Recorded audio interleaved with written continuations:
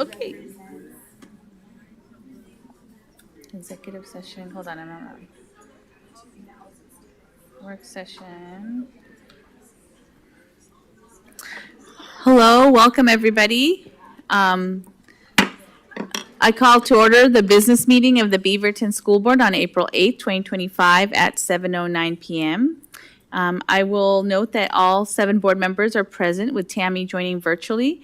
Our 4 student representatives are here and present as well. So, 3. We have Eric is not quite here yet, but welcome everybody.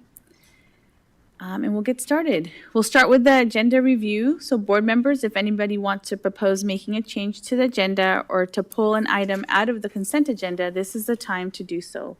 Are there any changes to the agenda that anyone would like to request? Tammy? Yes, from the public contracts, I would like to pull the item about, let's see, I'm sorry, I texted them earlier. Let me just bring that up real quick. The 3 turf items, as well as the security systems integrator item, those 4 contract items. So it sounds like it'll be the Aloha High School baseball, softball, multi-use field system turf installation, the Aloha High School stadium turf replacement, the McKinley Elementary School interior courtyard renovation. Is that correct? And That's correct. And then design build services for district-wide security systems integrator. That's correct. Those 4. Thank you so much. Yeah. So we'll remove those from the consent agenda and will be addressed separately after voting for the rest of the consent agenda. Any other changes that anybody would like to request? I started without Sunita, with Ogana. So we'll have Ogana. I just want to note that Ogana wasn't here when we started, but she will, as soon as we get her back, she'll join. With that, we will move on now to, let's see, attendance interview at our Hazeldale Elementary ukulele performance. So today, we have a student performance tonight. We have the Hazeldale Elementary ukulele players along with their music teacher, Jennifer McMillan. If you want to come up, students, and with your teacher, or they're coming in, actually. Yep, you're ready. Welcome. And again, this is our Hazeldale Elementary ukulele players with their music teacher, Jennifer McMillan.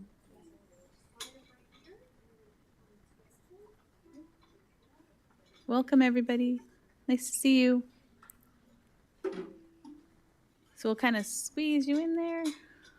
There you go. Yes, Silva. You can make a little U maybe. And then turn this way. There we go.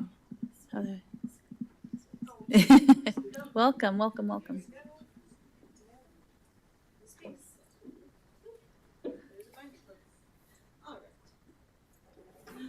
All right. Thank you so much. Good evening, Superintendent Valderas and school board members. I'm so excited. Oh, thank you. Good evening. I'm so excited to have the Hazeldale 5th grade perform on their ukuleles tonight. Before we begin, I would like to explain how important it is for music education to be offered at all grades from kindergarten through 12th grade. Music education, thank you, is critical in public schools because it fosters cognitive development, boosts academic performance, enhances, and I'm sure these guys can agree, social and emotional well-being, and promotes creativity and cultural awareness. I want to acknowledge my colleagues at all grade levels, but particularly at the elementary level, for working tirelessly to create welcoming, collaborative spaces where children become musically literate, work together to create beautiful musical moments, and discover how to build a community and experience joy together. I want to thank my students. I want to thank their families. I want to thank our principal, Ms. Carolina, and I want to thank all of you here for your support. Thank you.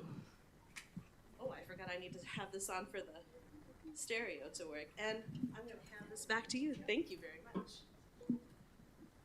We have both stereo and ukulele at the same time. So May I leave this right here? Thank you so much.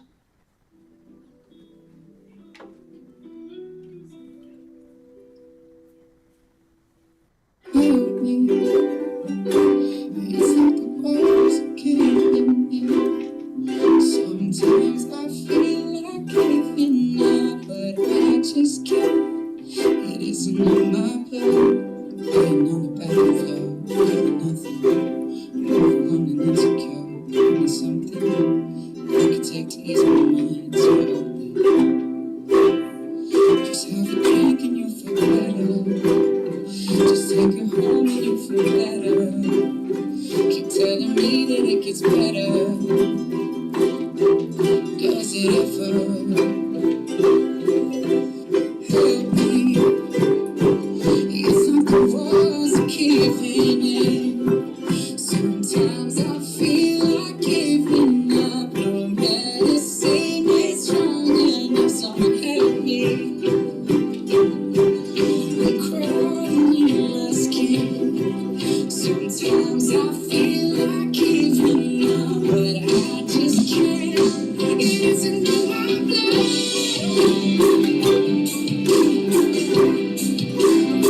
It isn't in my blood.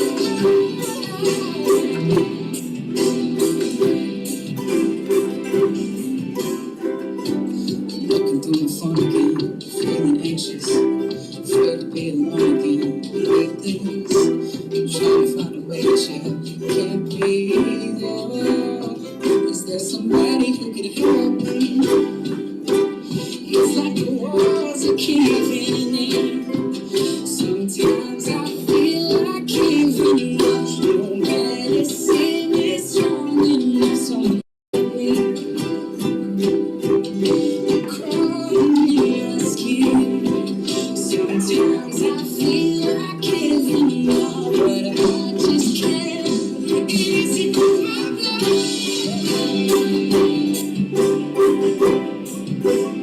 It isn't in my blood.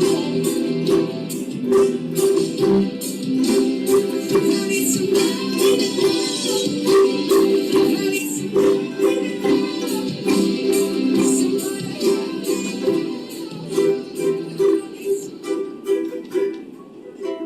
I need I need someone like your bestie. How about yours? Yo, big wave. One time alongside JW. My bestie, your bestie. Slow down, grind the fire.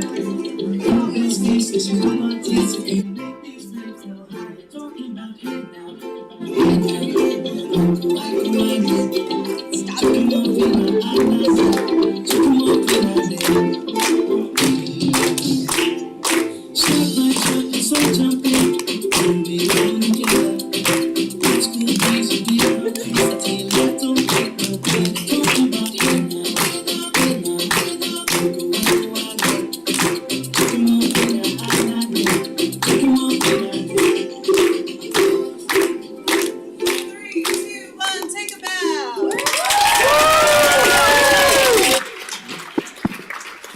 Good job, everybody. Thank you to our to Jennifer for our teacher, our music teacher, for all the hard work, and then to our Hazeldale Elementary ukulele players. A big round of applause for you again. And we'll invite your parents and families to come up, and if you all could stand in the front, turn around where you're at, and then the families, if you can come up and kind of come behind them. I know it takes a lot of parent support.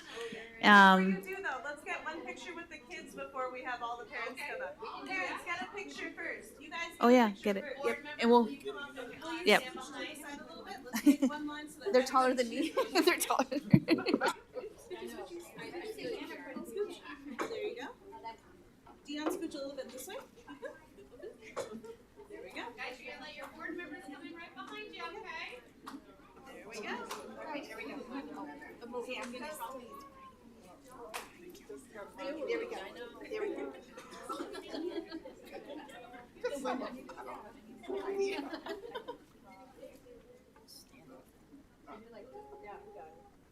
We'll do 10 seconds of pictures. 10, 9, 8, 7, 6, 5, 4, 3,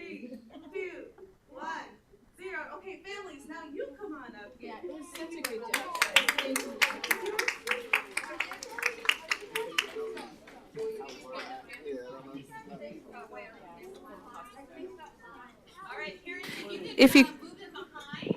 That would be fantastic. if the parents want to come behind the students, and then we'll have us in the back. Go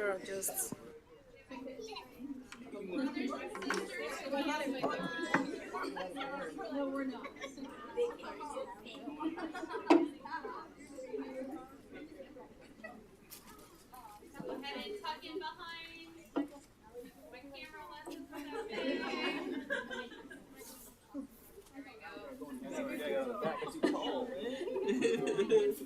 My kid's up there somewhere. No, just slide over this window.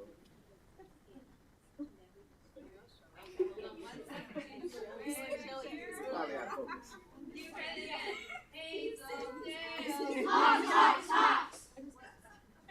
Well trained. All right.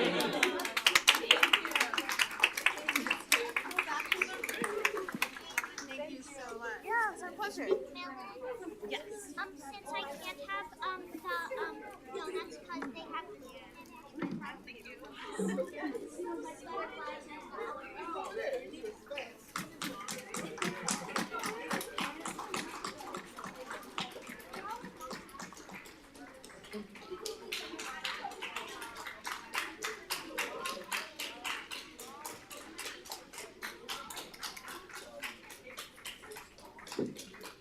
Thank you, students and parents.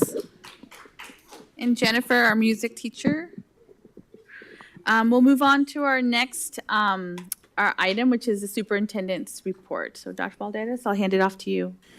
And I'll be brief. The U.S. Department of Education sent a letter last Thursday requiring the Oregon Department of Education to certify within 10 days that Oregon schools are in compliance with anti-discrimination rules set forth by Title VI in the Supreme Court case Students versus Harvard.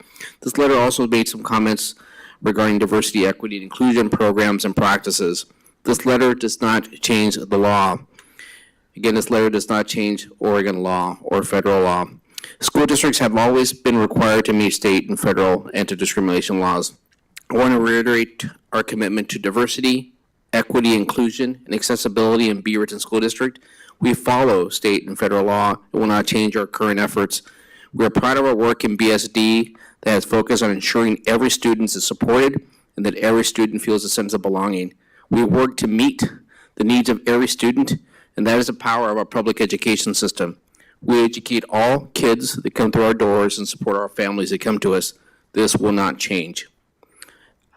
A couple of other things. I just want to make that comment just because that came out last Thursday, and it's been a topic of discussion in many superintendent circles and meetings I've been in since last Thursday. A couple of other important things coming up next month are the May election and the district's budget process. The election includes 4 school board positions. This district will host a school board candidate forum the evening of April 24th. That will be open to the public and live streamed online. There's more information to be found on our website. Finally, our district budget proposal will be presented on May 13th. We plan to make modest budget adjustments for the coming year and convene a broader discussion to look at long-term solutions to our structural budget deficit. So let me just make sure the board's aware of that one. Again, thank you for being here this evening, and it's always great to hear kids. It's the best part of the job is working with the kids. So, and thank you for all our teachers that do all their work and all the support staff that help support and run the district. So thank you. Thank you, Dr. Valderas. The next item on our agenda is public comments. So we'll start with the comments from our employee associations. OSCA and BA, Kirsty or Lindsay? Oh, come on up, Katie. Nice to see you.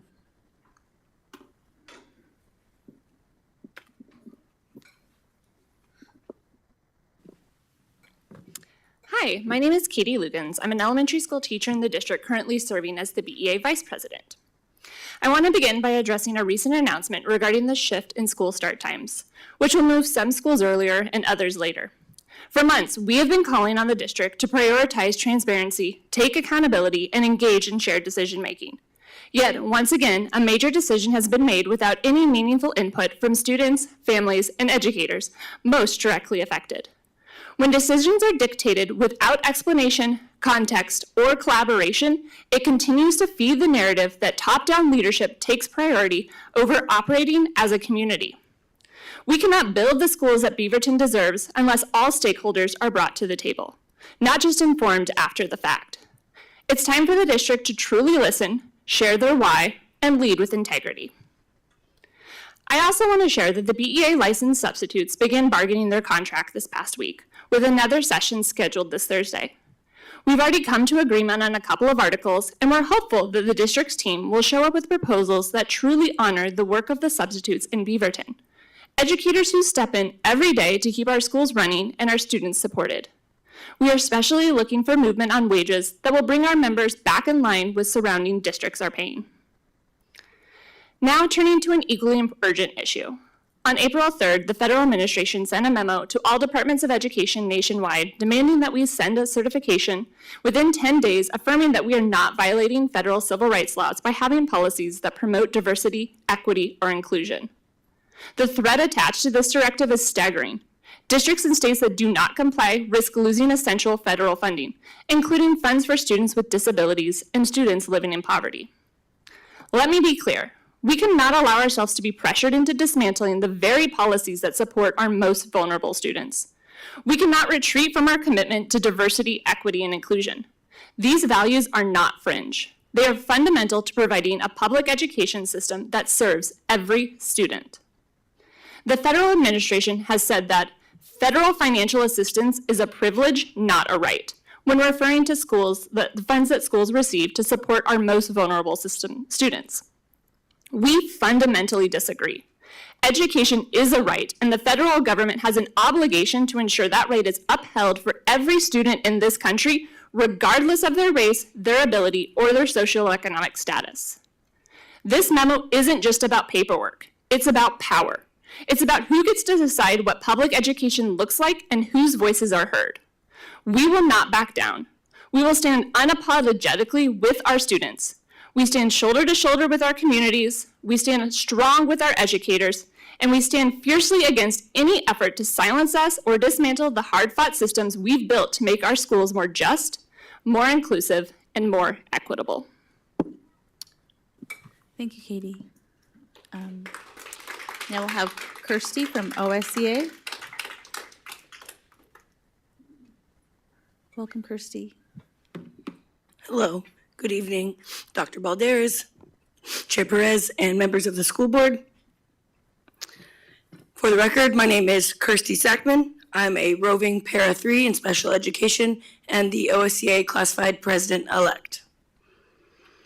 First, I want to say thank you to Katie Lukens and the team at BEA. We stand strong with them with their message around supporting all of our students and continuing to do the work that we do here in Beaverton and for our students, our community, and also for all of our employees in our district. I don't know about you guys, but I know my classified staff are feeling it, the post-spring break, spring fever.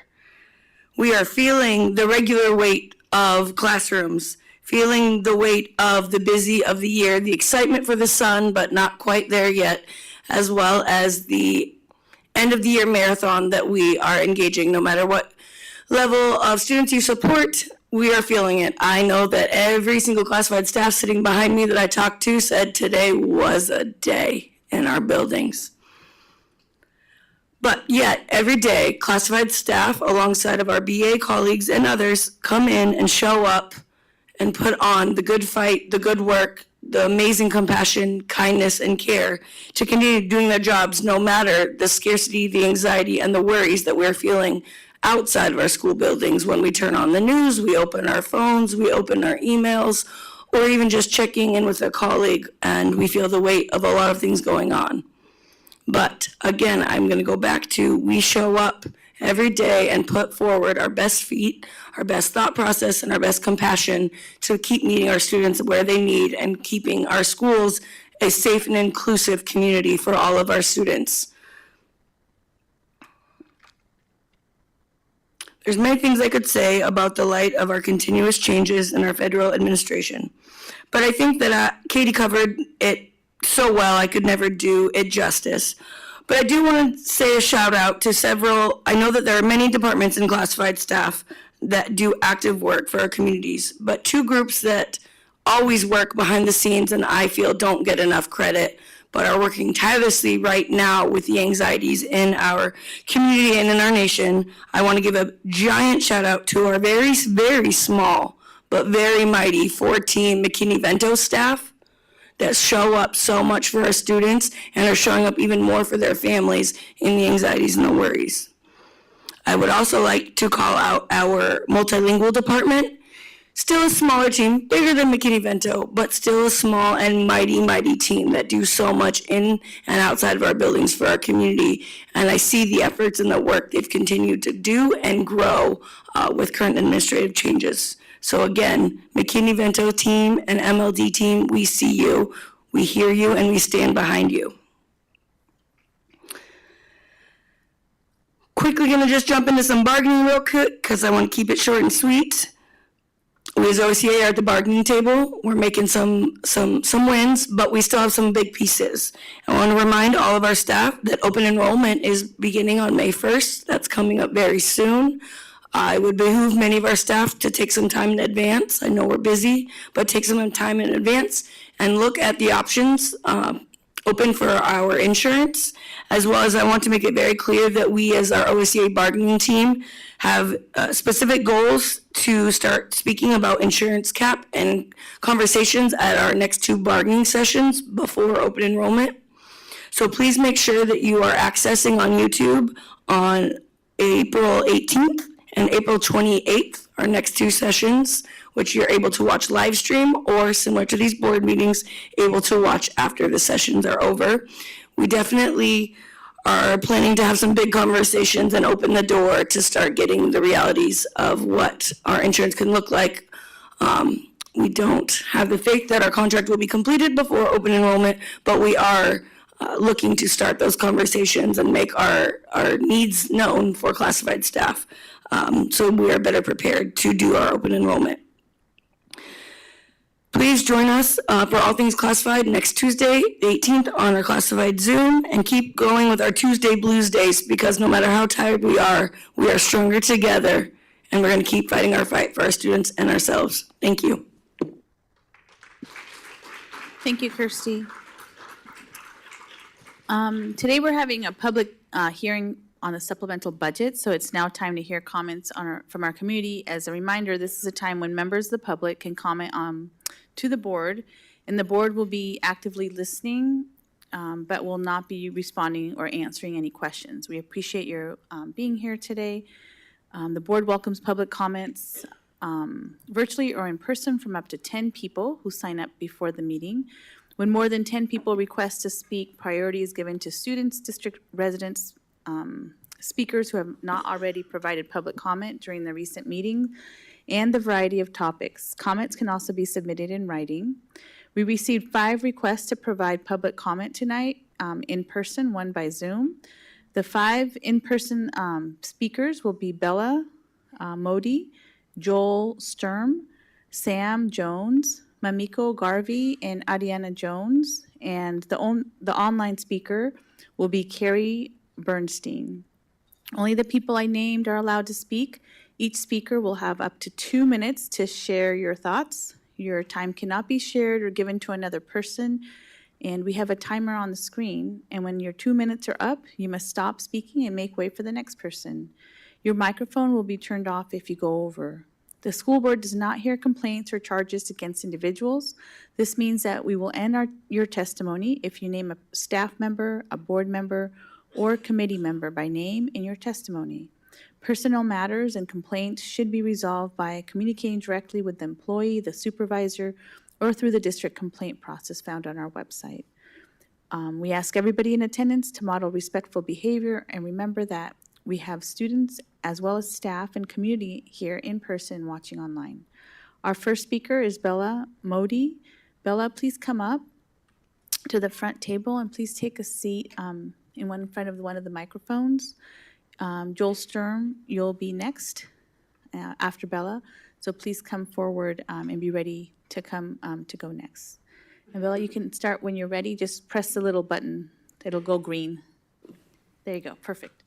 And you can start when you're ready, and you'll have 2 minutes. Perfect. Thank you, everyone, for having me. My name is Bella Modi. I am a parent of a student at Jacob Wismer Elementary, and my hope tonight is to talk to you about concerns regarding the Emotional Growth Center program that was shifted to Jacob Wismer Elementary last school year at the beginning of fall of 2023.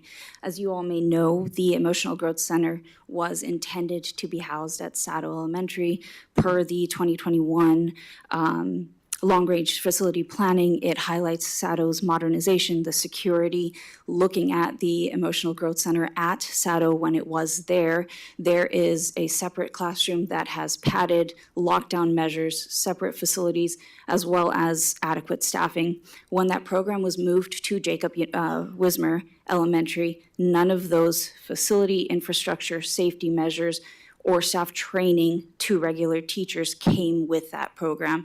And as a result, we have seen an increase in violence, vulgar commentary and behavior, and a risk for student safety.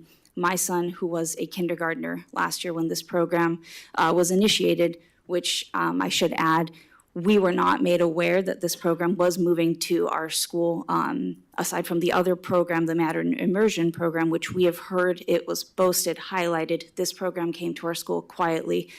My son last year was kicked in the stomach 5 times, and when we complained to the principal, it was made clear to us that we were not in a place where we could speak to the student based on their individual assessment.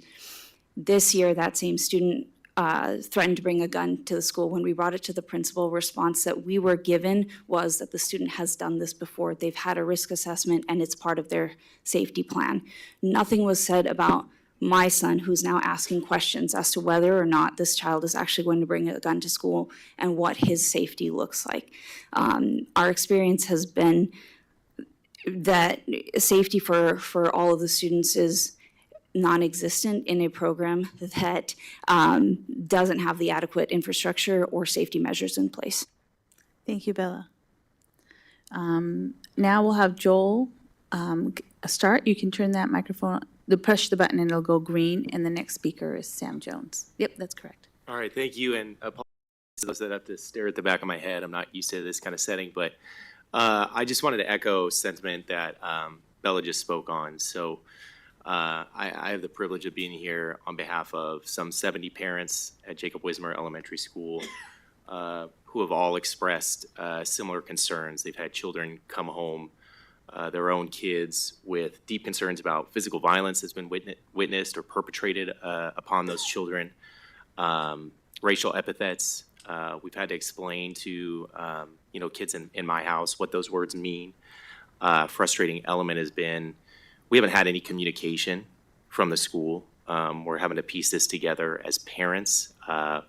We don't know under these situations how best to respond with our own kids, right? Because we want to aid and we care about the Jacob Wismer community.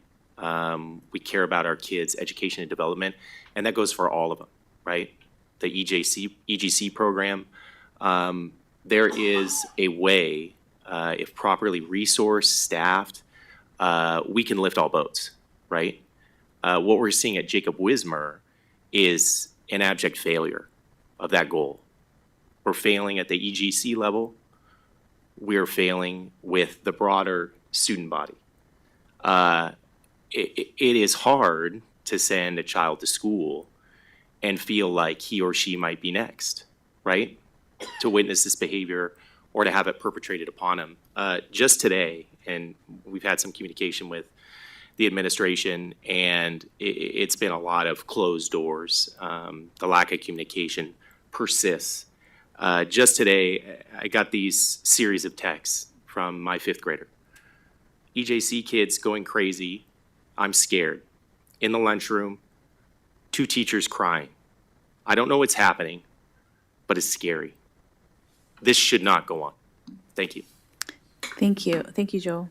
Our next speaker is Sam Jones, followed by Mamiko Garvey. You can start when you're ready. You have 2 minutes. Thank you. My name is Sam Jones. I'm a parent of a Jacob Wismer fifth grader. I'm here to share my concerns as a parent regarding the Emotional Growth Center, EGC, which was relocated to Jacob Wismer from a dedicated secure facility at Sato and into a regular classroom at Jacob Wismer last year. This move has severely degraded the educational experience of my daughter and the fifth grade class at Jacob Wismer more generally. My wife and I, like other parents, learned about the EGC from our kids. My wife was shocked when she witnessed firsthand in October of 2024 during a volunteer stint at Jacob Wismer. She witnessed a student running through the upstairs of the school, throwing bins, slamming doors, knocking over furniture.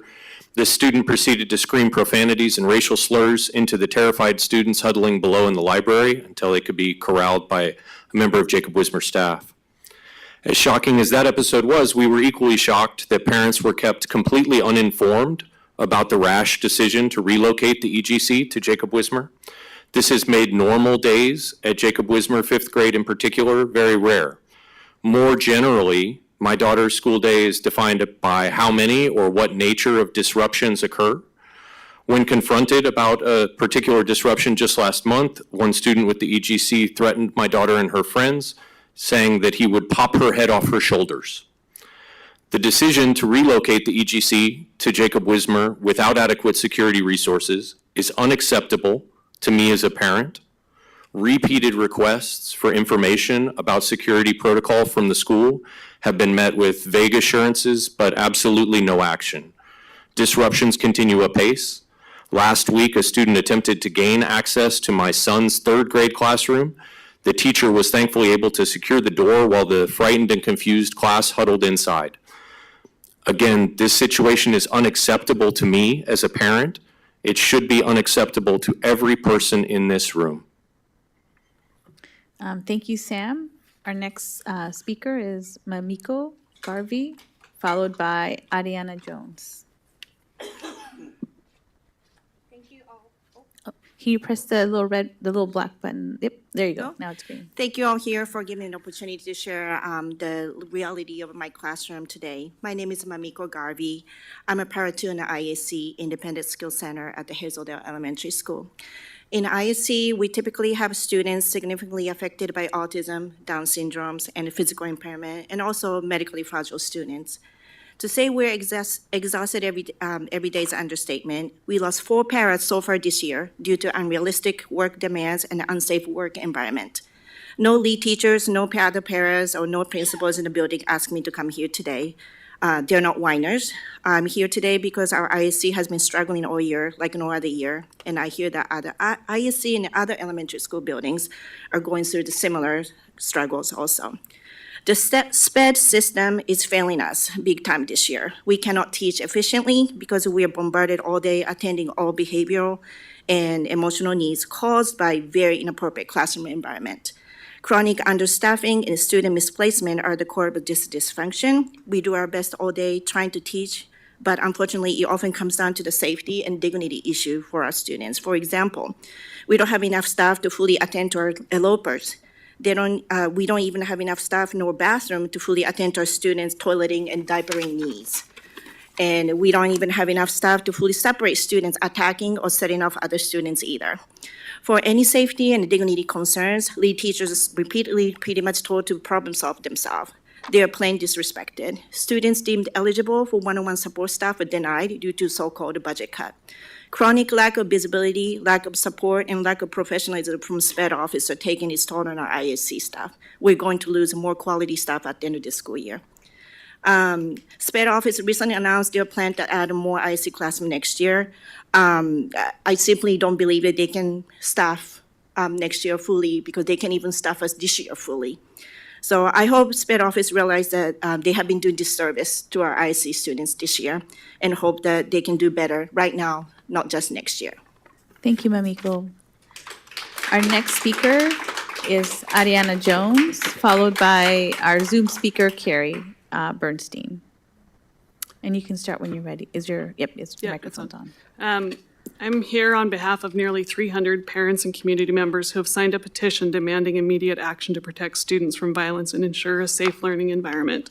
This is a systemic issue within the district condoning school violence. one that fails to protect victims, does not hold aggressors accountable in meaningful ways, and leaves families without real solutions.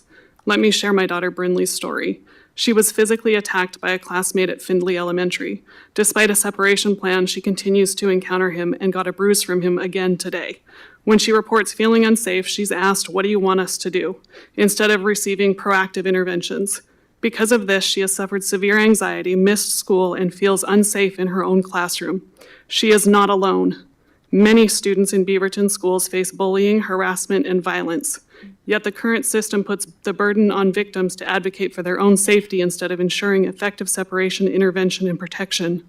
We are demanding real change, including stronger separation policies to keep aggressors away from victims based on the victim's needs. Proper training for staff so they can handle crisis situations and support students without shifting responsibility onto them. Support for victims, including counseling, transportation, and tutoring when anxiety prevents them from attending school. Support for aggressors, because students who harm others often have unmet emotional needs. They need intervention, education, and tools to manage conflict without violence. Enforcement of policies that prohibit harassment, intimidation, and violence so schools are accountable for school safety. Our children should not have to fight to feel safe in their own schools. The district must act now. Tonight, we're formally submitting our petition. I sent a copy of the link to the in written comments. It has been signed by nearly 300 concerned parents and community members within the last 2 weeks, calling on the district to take immediate action. We ask that you respond with a clear plan on outlining steps you will take to end the systemic failure and create a safer environment for all students. Thank you. Thank you, Ariana. Our next speaker is online, and it's Carrie Bernstein. Hi, Carrie. Can you hear us? Hi, can you hear me? Yeah, I can hear you. Okay, you can start when you're ready. You'll have 2 minutes. Okay. Thanks for having me tonight. I'm here to bring some transparency to some of the processes happening with the long-range facility plan with brick architecture. There were the meetings held at the high schools, which were all evening meetings. The one I attended, I faced a little bit of hostility from the facilitators, being one of the representatives from a school that was on the chopping block last spring. And it seemed like all of us who were there from schools included in that plan, we had some negativity towards us and our opinions. And we had asked how people are going to be involved when the meetings were so hard to attend in an evening at one of the high schools and only 6 sessions available. And now that the Zoom meetings are available, there's 2. They are being curated. People are being turned away from these Zoom meetings. They're being told they cannot attend. And I think that's disgraceful. We should allow everyone who wants to attend these meetings to be able to do that, to share their input or hear what is being said, even if they don't want to voice their opinions. And to be turned away because they've already attended a meeting or because there is some capacity reached is horrible. And I think we need to be hearing from everyone. And I don't think that's happening with how Brick is running all of this right now. So thank you for letting me share that. Have a good night. Oh, thank you, Carrie. Thank you for all your comments, and thank you to everyone for being here this evening. We now are moving from those comments to the public hearing on the supplemental budget, and we didn't have anyone request to speak on this topic. So with no one signing up, we'll go ahead and move on to the next part. So we'll close that public hearing and move on to the agenda, which is items for information. Today, for the items of information, we'll start with our cell phone mobile device process findings and recommendations. Let's see. And we have Dr. Cordy here to get us started. We have about 20 minutes for this one to get us started.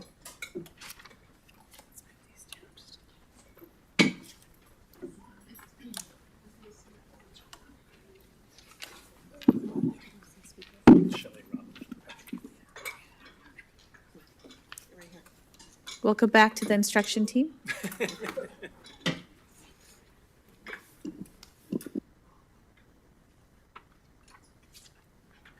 You can start when you're ready.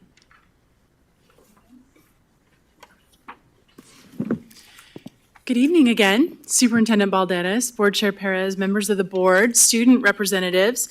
Our team is here tonight to visit with you after months of stakeholder engagement regarding cell phones and devices.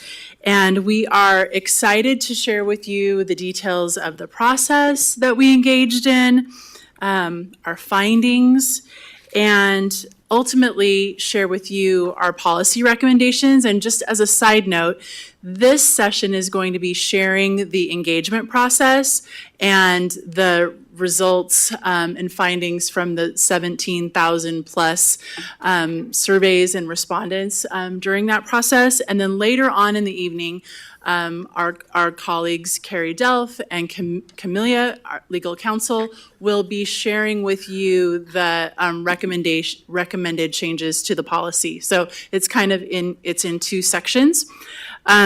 Just as a reminder about how we got to this point in the work and what led up to this, we were hearing from staff and families, students, a year ago and probably prior to that, the need for improved practices regarding cell phones and devices. And so with that theme that was emerging in just various conversations in communities around the district, we knew we needed to put together a process this school year that could lead to some changes and policy adjustments for fall of 2025. And so also as a reminder, we this year, as a result of work of our building leaders, led by teaching and facilitated by teaching and learning administrators, put in place what we refer to as a stopgap approach as we were conducting this process for the policy recommendations. You'll hear the team talk a lot about all of those pieces here in a few moments. And speaking of the team, it's my pleasure to get to introduce them. Todd Corsetti, High School Executive Administrator, Shelley Reggiani, Executive Administrator in our Office of Equity and Inclusion, Robin Kabrowski, one of our Pre-K-8 administrators, and Patrick Meggs, also a Pre-K-8 executive administrator. Thanks, team, for all your hard work this year and for being here to have this conversation tonight. You heard us talk about our equity lens and how it is at the center of the work that we do, the conversations that we have, the processes that we develop. Certainly this topic is no different. You will hear tonight our team talk about, for example, when we were putting together the process for stakeholder engagement on this topic, question one, whose voice is and isn't represented in this decision? We know that we needed to and wanted to put together a process where voices of our community members who we don't hear from frequently in these conversations, we wanted to put at the forefront and to create a process where those affinity groups would be key in the input gathering. You'll hear more about that in a few moments. So please listen and tune into the equity lens pieces as we talk through this.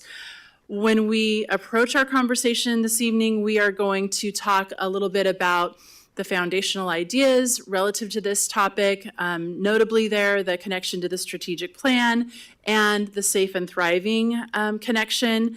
The survey information, again, over 17,000 constituent responses, the summary of our focus groups, the recommendation ultimately for policy adjustments, and then we'll love to take your questions and have a conversation with you. So with that, I will turn the presentation over to Todd Corsetti. Thank you, Dr. Cordy. Much like Dr. Cordy said, we want to focus and center ourselves on our safe and thriving strategic plan goal. We feel like anything related to student safety and mental health, well-being, oftentimes can be connected to that little device that most of us carry in our pockets. And at our teenage and younger levels, the more pervasive this has become, the more challenging it has been for our educators and for our students to make sure that instruction's at the core, but also that there's a focus on the social and emotional development and learning of our students. So part of that is abiding by our safe and thriving ideas, that making sure that students feel safe, that they thrive socially and emotionally, and that we identify all values in every student. We went about this work, as Dr. Cordy mentioned, sort of with a framework in mind, knowing that this is a burgeoning topic nationwide, worldwide, in terms of these devices and all of our addiction to them. There's a lot of literature right now around the harm that the cell phones and social media has on our young people. Anxious Generation is a popular book right now that speaks in depth about that. And we were very fortunate that we saw this wave coming, and we had a committed group of principals last summer that said, we know there's going to be a district process this year, but we need to create a stopgap for this year. We can't wait for that policy to take place. We need something now. And so what was created over the summer was a principal-driven, with staff input, proposal to limit the cell phone use, depending on the level of student, at the elementary, at the middle, and at the high school. So we use that as sort of a marker, a guide rail for our work this year. Knowing that this was happening over the course of the year, we could monitor it. What were the successes? What were the obstacles? What were kids experiencing? What were staff experiencing? And meanwhile, we came alongside that with a process by which we received tons of feedback, which we'll hear about. So when we went about this work, we knew that our purpose was to create a focused and distraction-free learning environment. We wanted to prioritize student mental health and well-being, encourage strong peer and student-teacher interactions, strive to keep students engaged, focused, and challenged to reach their full potential, and to stay updated on the latest research about the impact of personal electronic devices. So using that as our framework, we then set about in getting feedback from our community, which Dr. Reggiani will speak to. Thank you, Todd. As you heard from Dr. Cordy, we had over 17,600 respondents to the surveys and the in-person feedback loops that we held for staff, students, and families. This work began in October and went all the way up until winter break of this school year. And inside of your packet of information, you have a link to the written comment summaries. And as we look at that, one of the things to note was something that Dr. Cordy had mentioned. It was critical that we were leaning in and listening to all groups of families, students, and staff, and particular paying attention to if we had enough linguistically specific, culturally specific responses. That was really important. Was there representation in what we were looking at and what we were receiving back? As a result, this team partnered with our multilingual department, and over 237 individual culturally specific and linguistically specific interviews were also conducted to make sure that we had representation across our major language groups within the Beaverton School District. On the screen that you'll see as we looked at these constituent responses, we looked at that district-wide survey. We also had the in-person focus groups, as I mentioned, with that number of responses.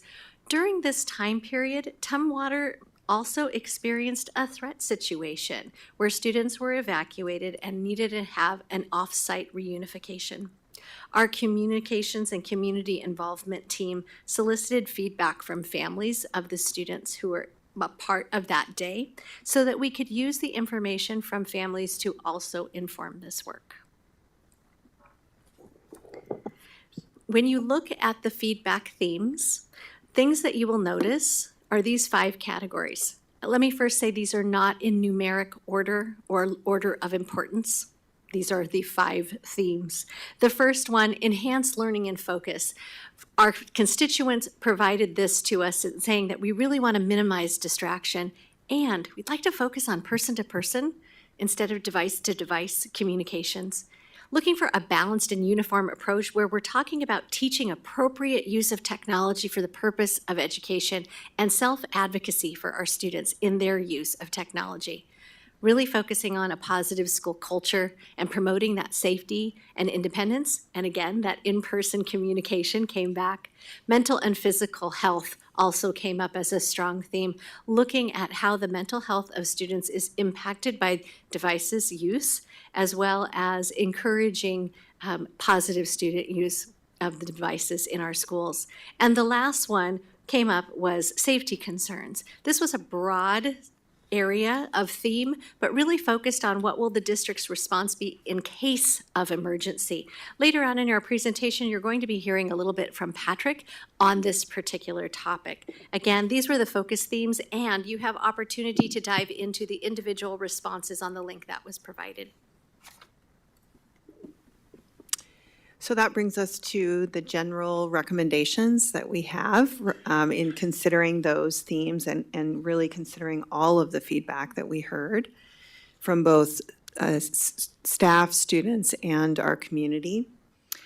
The recommended guidelines start with students being required to pack or park their cell phones during the school day, determined by level. And I'll say a little bit more about that in just a minute. Pack means to store the device in a backpack, locker, or other designated area. Park means placing the device in a designated area within the classroom or within the school. This, as Todd Corsetti referenced earlier, is our current stopgap practice that's happening at our high school. So the graphic that you see on the left side of the screen is an example from what you would see in our high schools currently. This has been a truly a more balanced approach and thinking about how we go about implementing all of the feedback we heard. And we know that it is a balance between the safety concerns we've heard, but also the practicality of the need for these devices, specifically at the high school level.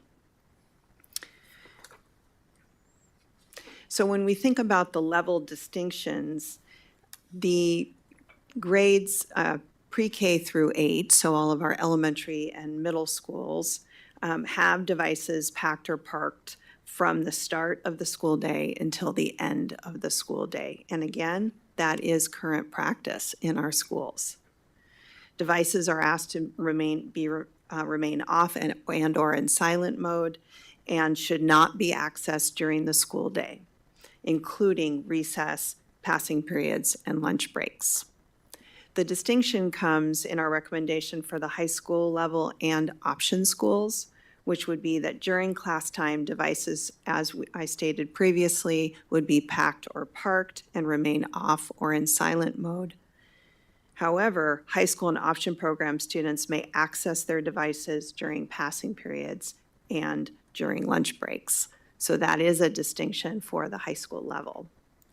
And part of the rationale for that is in what we saw in the feedback regarding just some of the practical needs that students have around communication, regarding sports, extracurriculars, and means of communication that are significant for that level. We also wanted to mention that we're aware that there is legislation currently that I'm certain you're aware of and that we are paying attention to. So we make this recommendation being well aware that state legislation could change in this area and that we may have to pivot based on that. So we're prepared to do so, but we are sharing tonight our recommendations. So when we think about this policy, we think about what is going to be any sort of response to noncompliance. And as I mentioned in an earlier presentation this evening, we're working on the Student Code of Conduct right now, and any sort of recommendations related to this will be involved in the Student Code of Conduct, and that is work that is being done this spring. Want to say that one key exception that came through loud and clear in the feedback and also from what we know is that we need to be sure that students IEPs, their individual education plans, students on 504, or other requirements, they do have some requirements for communication tools at school, and those absolutely exceptions will be made there. Students need to be able to access their learning as appropriate to what their needs are, and so that is work that we will do for sure in the coming spring to be ready to begin next year. And as Todd mentioned, The emergency situation is a big concern for our community, for sure, and we're going to do that logistical work of what that means in accordance with our public safety office this spring, to think about ways that we can address that concern while simultaneously meeting the needs of the factors that Todd talked earlier about educational benefits. As you said, implementation of this is going to be worked on this spring, so we're ready to go next fall. That'll involve communication plans from the district, communication plans within the schools, and we really want our community to be ready and to engage in this, our students to engage in this when school starts in the fall. We also know that any sort of board policy gets reviewed each year, and that we are going to continue to do that. That's an important part as we learn over our really our second year of this policy in place.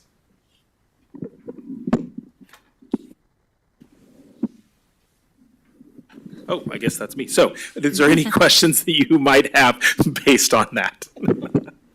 You can pass the microphone. Somebody else can ask the same question if you'd like. Just kidding.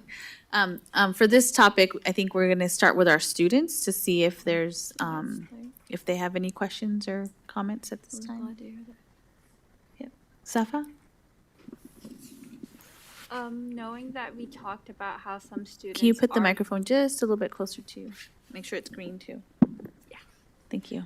Some students require like devices to access their education. We're just talking about that, right? And I feel like at that point, those students can be pointed out by other students, not like creating a very non-inclusive environment for them. So are there consequences established for that? As I mentioned before, working with the student code of conduct, and we're aware of that, and it's going to be that fine balance between students getting what they need and for other students who are not allowed to use them because it's not part of it. And so as we think about that and how we ensure that students feel like they're seen and they're heard and they're respected, absolutely will be part of our work as we launch for next fall. And another question that just came up is, knowing that we're just applying the policy for cell phones, students can bring in like their personal devices, and the purpose of this policy itself is to like minimize distractions so students are focused and in person and they're developing their communication skills, right? What if students are bringing personal devices and it's creating the same kind of like thing in the past where students did have their cell phones out? Thanks, Safa. And I know Mr. Langford's over here because we've had several conversations about the bring your own device policy, namely that if you bring your own MacBook, we know you can mirror your phone onto your MacBook, right? So that's kind of a parallel conversation that has to happen around our bring your own device policy. We've separated the two. We just focused on cell phone use, but we also know that there has to be a concurrent conversation about bring your own device because there are workarounds then. Yeah. Thank you. Any other student questions at this time? Okay. Susan? And then Tammy? Yeah. First of all, thank you for your presentation. I really appreciate it. So my question is regarding safety. I want to understand what safety means because I was thinking about this in terms of the volatility nationally, in terms of the insecurity some of our families may be feeling because of ICE, maybe not coming to our schools, but coming to other places, and how they might communicate to their family members in a school situation so that they can notify them that, you know, there's some activity where they're at risk. And I hope that we're thinking in those terms and addressing it. Absolutely, we're thinking in those terms. We know that a lot of the feedback we got from the Tumwater community was, you know, there were some kids who had their cell phones that day, and parents were saying, I could communicate with one and not the other. And so those are things we're going to have to work out in terms of in an emergency situation or when there's a situation that you were talking about, how do we help kids communicate with their families using other access points at school or maybe even their own phones? But those are things we have to move forward with. I'm going to give my opinion here. I think it might be almost impossible to do both things at the same time. In terms of, I totally see the importance of the cell phone policy, and I'm not, negating it at all. I don't know. We don't know the statistics really of how it, I heard the discipline discussion, and there's the thought, maybe anecdotally that there is some changes happening with behaviors, but I think we have to see how that goes over time. But I would think that with marginalized populations out there, that's not such a simple answer in terms of safety. And so I just, again, I understand and, understand the importance of putting away devices, but I also don't want our students and families who are already living in fear to feel like they don't have that capacity to communicate with family members if there's an emergency that is not necessarily going to be, they're not going to call the school office. So I just want to make sure that that is really at the forefront of our minds, because we do not know what is going to happen. We all are all living in that kind of world. Thank you. Tammy? Thank you. And thank you, Susan, for bringing up our immigrant students. That's also on my mind, and I appreciate you bringing that. The additional thoughts about the Tumwater experience, it seems, if it's going to happen, it was fortuitous that it happened when you were able to kind of, have firsthand experience of both students and families in the aftermath of that. I'm really curious to learn more about the Tumwater experience. I did have some parents calling me in the middle of it, and their anxiety was very heightened, and so I feel very connected to that experience. If it's possible to share some of the more raw data, I would love to see that, and or just the experience of lockdowns with students having cell phones. I know that there are some downsides, and students calling and creating confusion is I know one of them. So if you could share a little bit more about the downside of students having phones during lockdown, and like I said, if possible, to learn a little bit more about the feedback that we got from students and families from the lockdown that happened at Tumwater. Thank you. Thank you. I can speak a little bit to the second part of your question. I think when you talk about the downside, one of the things we're fortunate to be partnering with the I Love You Guys Foundation. So when we talk about all of our lockdown, lockout drills, secure drills, we spent 2 days last summer as administrators training through that. And so I think that's something that they are also working on in terms of what's best practice for an emergency situation. When we know there's a massive evacuation, whether it's an actual event or something that's a fabricated event like Tumwater. How do we then address the needs of the kids and the community without completely overwhelming the cell towers and making communication to the outside impossible anyway, because we have so much data going through those towers. So I know that's a conversation that we're going to be having with the I Love You Guys Foundation, with public safety, to determine what is current best practice around that. And then Patrick can probably talk about Can the actual you say a little raw bit, data. what is the I Love You Foundation for those that may not know? Yeah, where's Carrie? I Love You Foundation is a national foundation, from what I know of it, that was started out of Columbine, if I'm not mistaken. And they've worked around best practice around the nation on how to drill, prepare for emergency situations. So we actually spent 2 days last August prepping, role-playing, preparing all of our administrators in the event of an evacuation and then a reunification. And it was really, really vital training for us. And I think we're learning every year what new processes and procedures are recommended, and that's a group that we can lean on for that. Thank you. So Tammy, if I understand your question, just thinking a little bit more about the Tumwater experience and in relation to cell phones, I think that one of the challenges that happened that afternoon was around the communication part of it. And for some kids who had their cell phones, parents were able to call and connect with them, which is absolutely understandable why they would want to do that, which then caused some confusion about where am I going to pick up my kid, what's the order of events, how do we follow sort of the routines that we had set up and in place at that event. And then parents calling their kids and saying, okay, come to here, I'm going to take you now. So it just created some confusion that probably caused the event, the evacuation or the reunification to last a little bit longer than it needed to.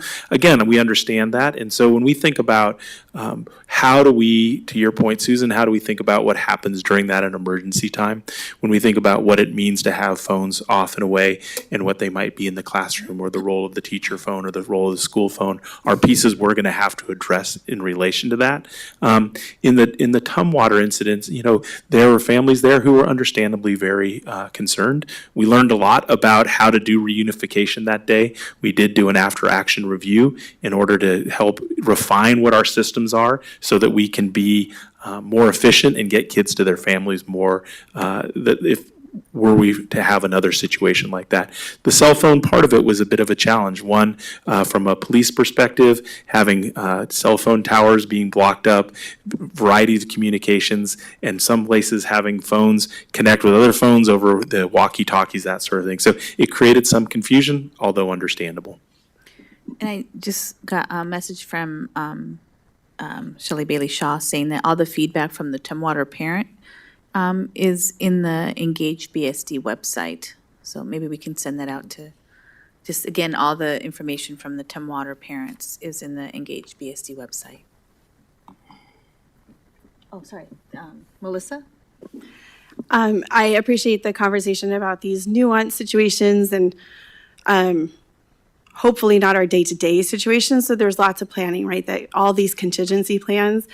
But I do want to go back to the whole purpose of this is to create a focused and distraction-free learning environment for our students so they can learn the amazing planning work that our teachers do to be able to help them achieve their best. And during back to school night as a parent, hands down, the advisory teacher I didn't get to talk to about it, but all other 7 teachers at the high school and at the middle school, hands down said, game changer. Like that was it. They're speaking Spanish to each other because they're bored and there's nothing else to do. They're reading the novel because they're bored and they have nothing else to do. So they're turning toward their learning opportunities instead of turning toward the thing that was a distraction that prevented them from engaging in a challenging experience.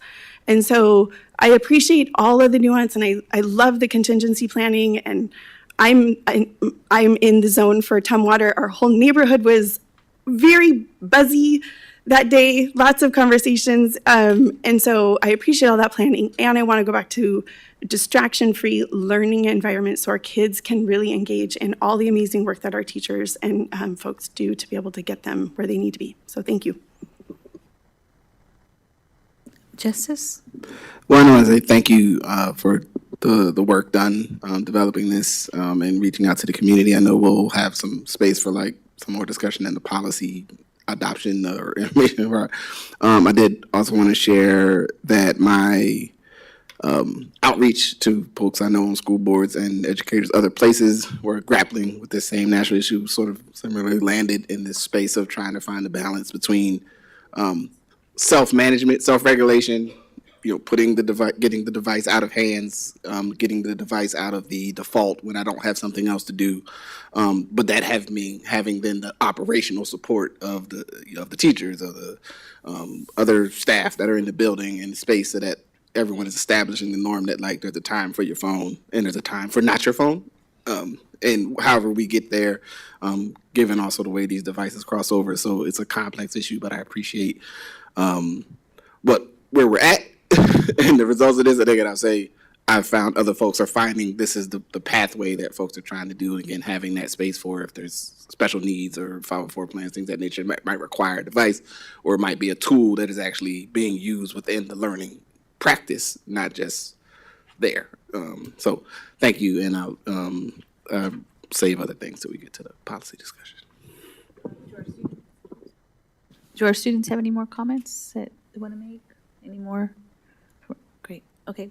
Well, thank you so much for that presentation. And I just wanted to say my kid has where she has a space where she can use it during lunch, and she's more timid and like appreciates having that and then she puts it away for other times. So for her, it seemed to work where they had the middle and high schools students have it use certain kind of usage that they can still do some connecting that way that they need that quote unquote, and then have the time for learning. And so that seemed to be working and putting it away.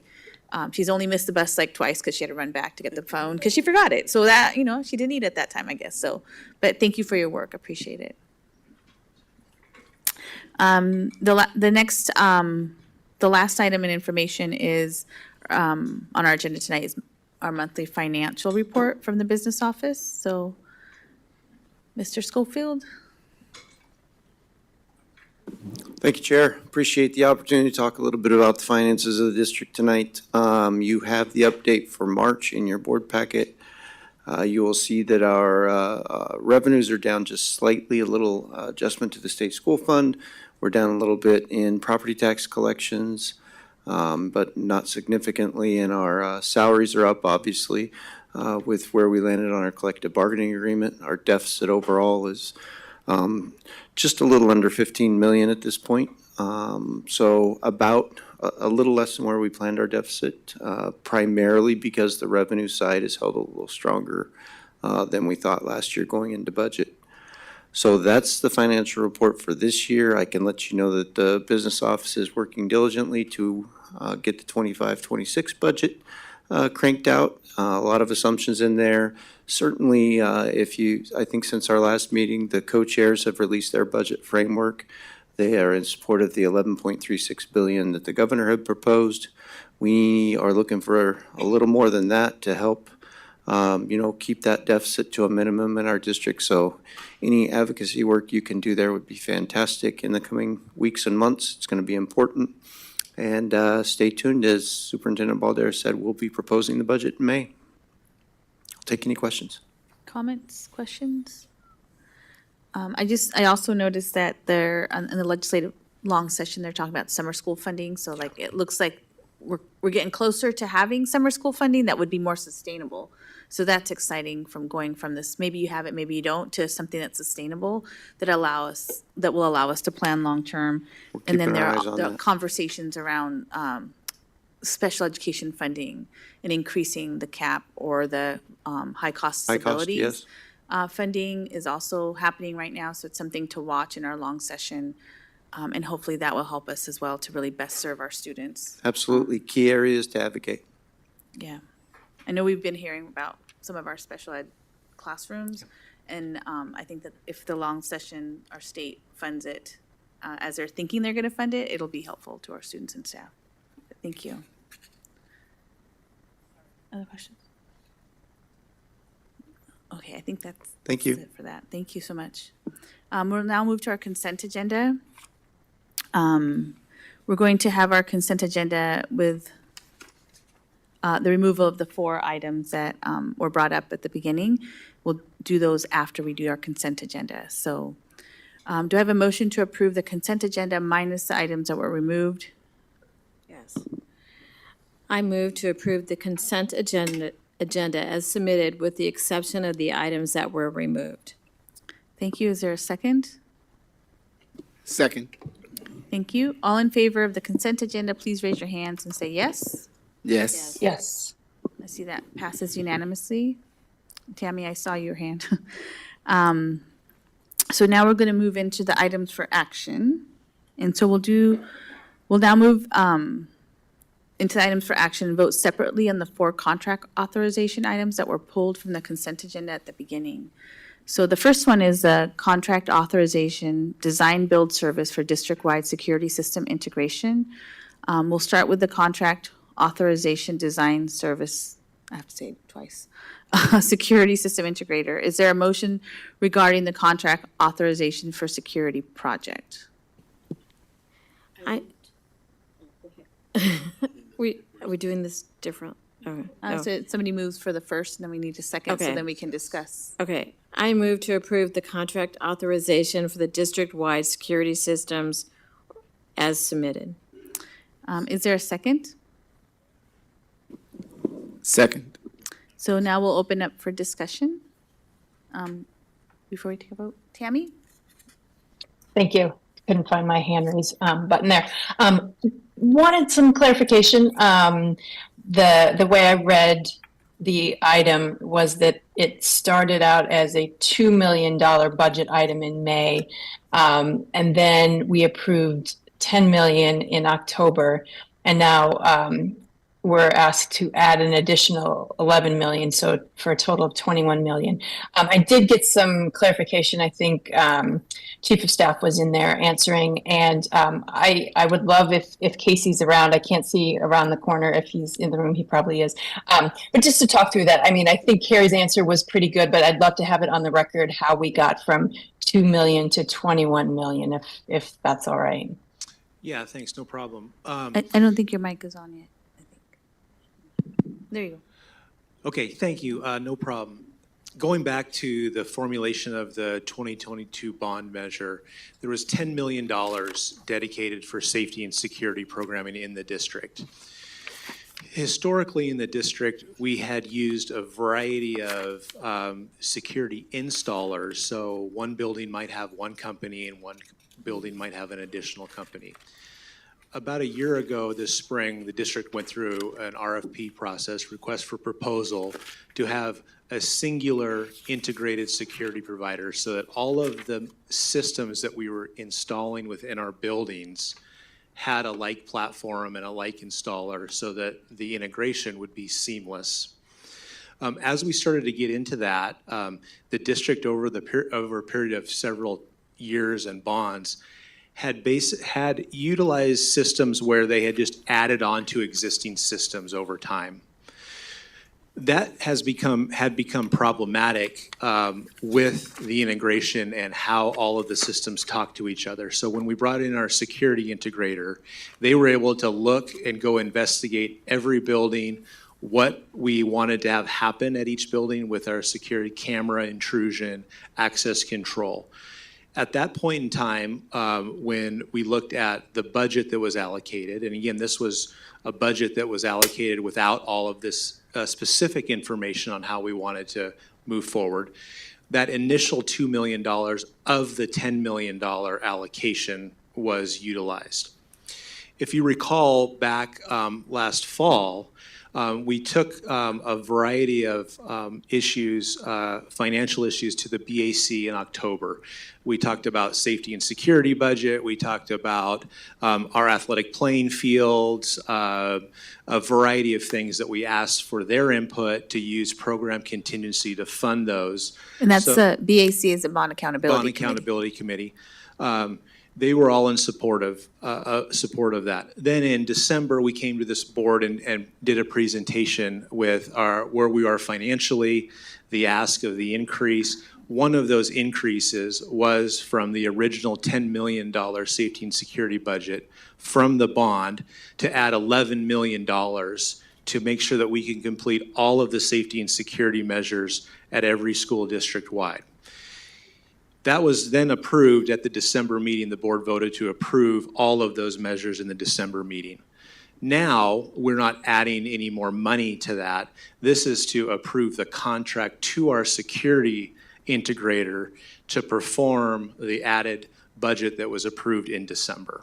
So we can complete all of the tasks and have brand new safety and security measures at all of our buildings that will integrate seamlessly. They'll have the capacity to be able to use data for video review, all of the things that we need, where it would not have been financially prudent to just continue to add systems on because they were not being able to be integrated and seamlessly work together to provide a hardened campus with all of those things working together. I hope that explains this part of the financial piece. Thank you, Casey. That actually does help a lot. I appreciate that. And I have no further objection and happy to move forward with a vote if the chair is ready for that. Anybody have any other questions? So I'll call a vote. All those in favor of approving the contract authorization for security system projects, please raise your hand and say yes. Yes. Yes. Yes. Okay, that passes unanimously. Our next one that was pulled was the contract authorization, Aloha High School baseball, softball, multi-use field, synthetic turf installation. If I can have a motion regarding this. I move to approve the contract authorization for the Aloha multi-use field turf installation as submitted. Second? Second. Okay, I'll open it up for comments. Tammy? I continue to object to putting artificial turf into our learning spaces.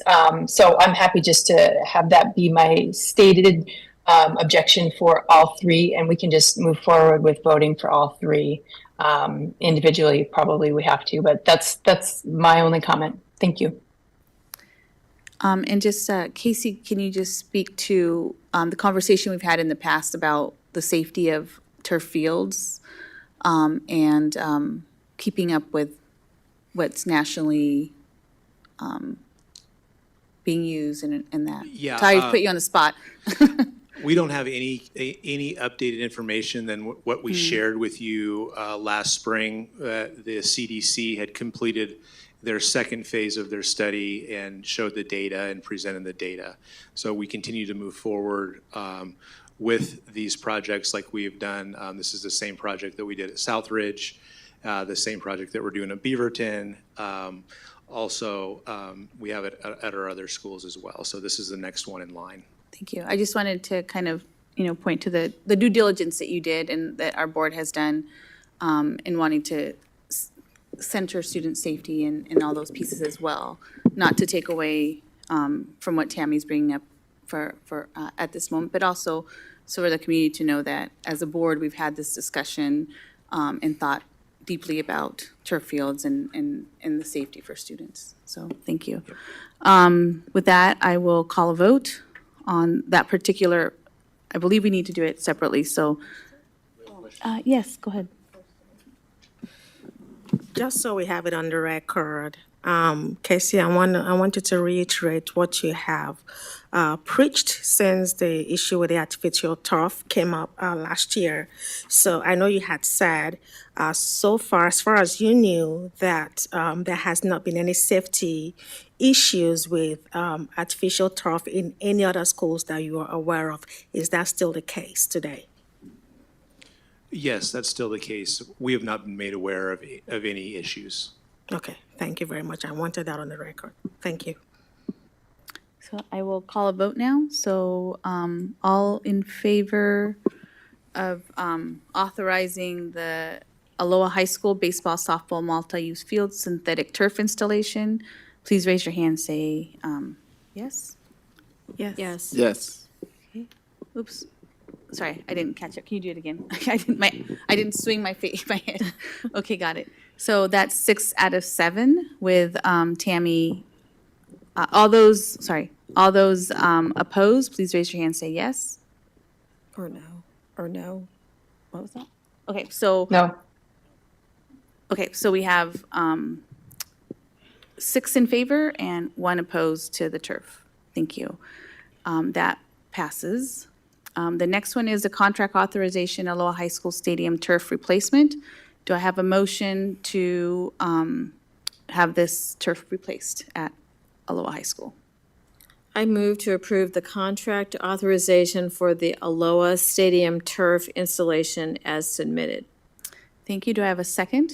Second. Are there any questions, comments before we move to a vote? Okay, so I will call a vote. All in favor of approving the contract authorization for Aloha Stadium project, please raise your hand and say yes. Yes. That's 6. All opposed, please raise your hand and say no. No. So that will pass 6-1, with Tammy voting no. And the last item for the consent agenda is a contract authorization for McKinley Elementary School interior courtyard renovation. Is there a motion regarding the contract authorization for McKinley interior courtyard renovation? I move to approve the contract authorization for the McKinley Courtyard renovation as submitted. Is there a second? Second. Are there any questions or comments before we move to a vote? Hearing none, I'm going to call a vote. All in favor of approving the contract authorization for McKinley Interior Courtyard Project, please raise your hand and say yes.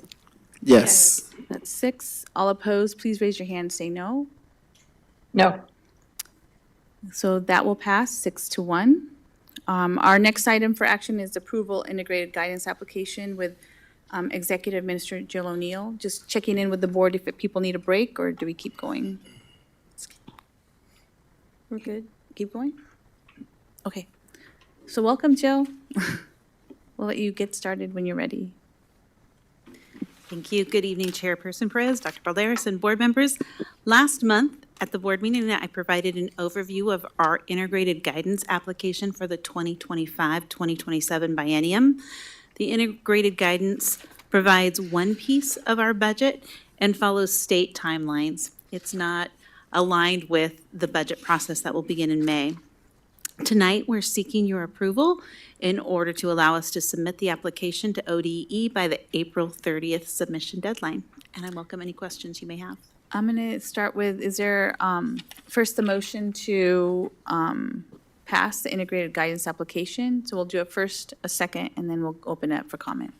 Is there a motion regarding the integrated guidance application? I move to approve the integrated guidance aligning for the student success plan and application as presented. Thank you. Do I have a second? Second. Does anybody have questions or comments? I think we got thumbs up here. Thank you so much. I know it's a lot of work to put this together, and it's something that's very critical because it's specific funding for the highest need students. And also I saw the CTE work that's in here. I know it's hours and hours of behavioral health and wellness that's in here, and how the community was participated, engaging in this process. Also, it was great to see in the budget that was outlined how the money was being used to support very critical staff. So there's staff positions that are in there that will serve our students. Some of our social workers were in there, and multilingual learner supports are in there. So thank you for all that work. Hopefully, we'll look forward to hearing back from ODE. I know that once you turn it in, there could be suggestions of things that we need to improve, and then the metrics of how we're going to measure success for our students are in there as well. So thanks for all that work. Seeing no more questions, comments, I'll go ahead and call a vote on that one. All in favor of approving the integrated guidance application, please raise your hand and say yes. Yes. Yes. Yes. That passes unanimously. Thank you so much, Jill. Our next we'll have our last item for action is the board policy revisions. We have in-house counsel, Camelia, and our chief of staff, Carrie, here to present information about the proposed policy revisions. Last month, we kind of heard some of these and they're available if we have any questions. So we'll start with the motion on this one first. Is there a motion to approve policy revisions for JEA, JECA, and JHC? I move to approve the sorry. I'm on repeat now. I move to approve the policy revisions as submitted. Is there a second? Second. Are there any questions on these 3 policies that we heard about last time? Students, any questions? Okay, with that, I'll go ahead and call a vote. All in favor of approving the policy revisions, let's see, JEA compulsory attendance, JECA admissions of resident students, and JHC student health services that would be deleted, please raise your hand and say yes. Yes. Yes. Yes. That passes unanimously. Thank you very much. Now we're going to go into our item for action in future meetings. This one is language arts, English language proficiency, as well as middle school and high school curriculum. Sorry, let me read that again. Language arts, English language proficiency, middle school and high school curriculum adoption.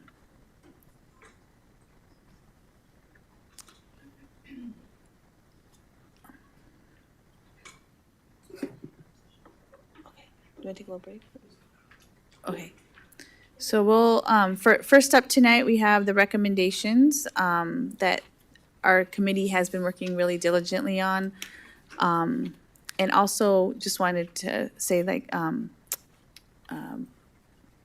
board member Carpenter and I have both been on the curriculum adoption committee, so we were able to sit and ask questions with our staff. That was really helpful for our learning.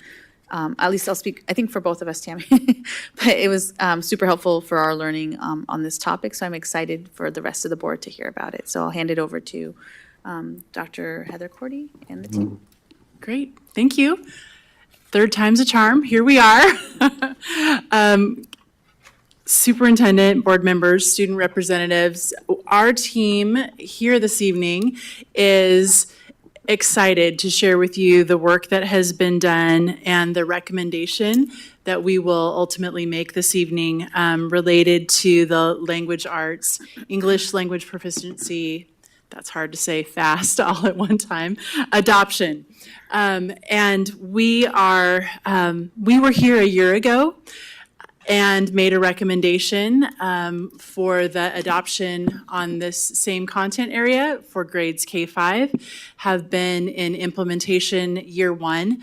This year, continually monitoring, taking feedback, adjusting, thinking about what that looks like next year. And so here we are talking about the recommendation for grades 6-12. Before I introduce the team, there are just a few comments that I'd like to make. First of all, I would really just personally and on behalf of the team like to extend our gratitude and thanks to the adoption committee members. That includes teachers, administrators, parents, community members, students, and our teaching and learning TOSAs. That committee really did build on the work of the K-5 committee last year with a focus on reading science and centering our multilingual students. Our goal was to adopt curriculum for our language arts classrooms as well as our dual language classrooms. And unlike K-5, the options for dual language curriculum just is not as robust at the high school level. So the committee has a plan, and you'll hear that. They'll share that with you tonight. Thoughts about what that looks like moving forward. And as we continue our multi-tiered systems of support work that is really central to our strategic plan, tonight's recommendation really does support a strong tier one, or that core instruction for all students. And going forward, we will really want to examine and engage in conversations with you about more tier 2 and 3 in supports for literacy instruction going forward. With that, it's my pleasure to introduce the team that has been working so hard all year long on this process and who is sharing the recommendation and the work done with you tonight. Robin Kabrowski, who you saw just a few moments ago in another presentation, is one of our pre-K-8 executive administrators. And just as a reminder, each of our executive administrators has a content area that is assigned to them. And so for Robin, language arts is that content area. We've got Veronica Galvan, who is one of our administrators for curriculum, instruction, and assessment. We've got Rebecca Ramirez Larson, who is one of our teachers on special assignment with a focus on high school language arts.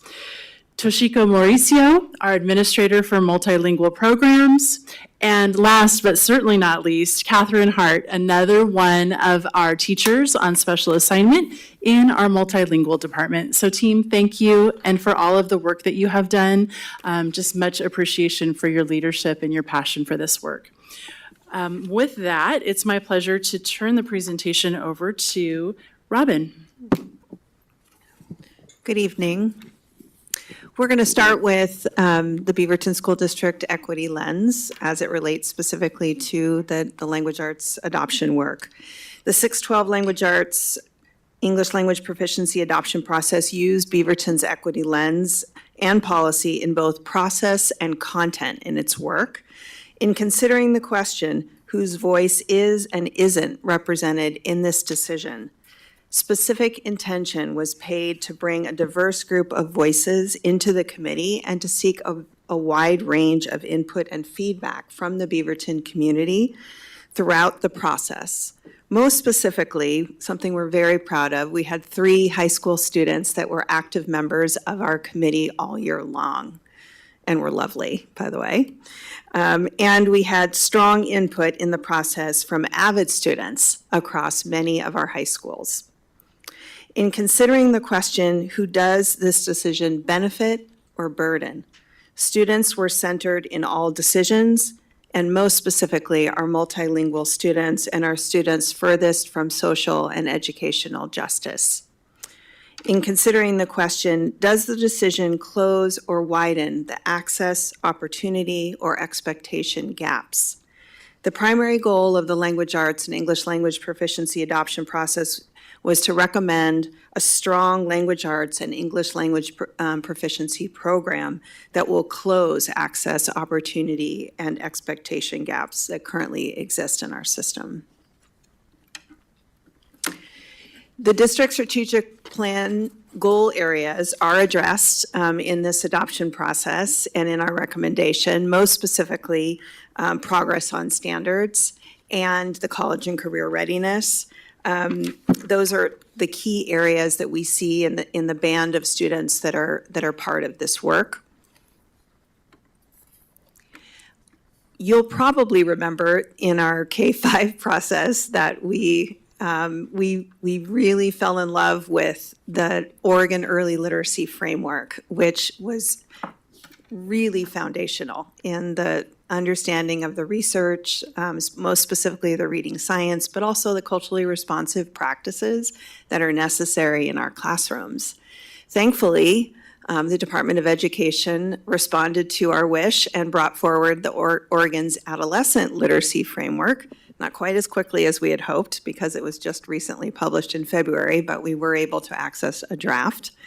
And that, again, once again, became a foundational resource and/or mentor text for our process. It outlines the best practices and supporting research and building a comprehensive literacy program at the middle and high school level. Quote, the framework is organized in 6 sections, each reinforcing culturally responsive practice and reading science as essential components of adolescent literacy and multilingual development. Oregon's early literacy framework focuses more truly on the foundational skills, if you remember.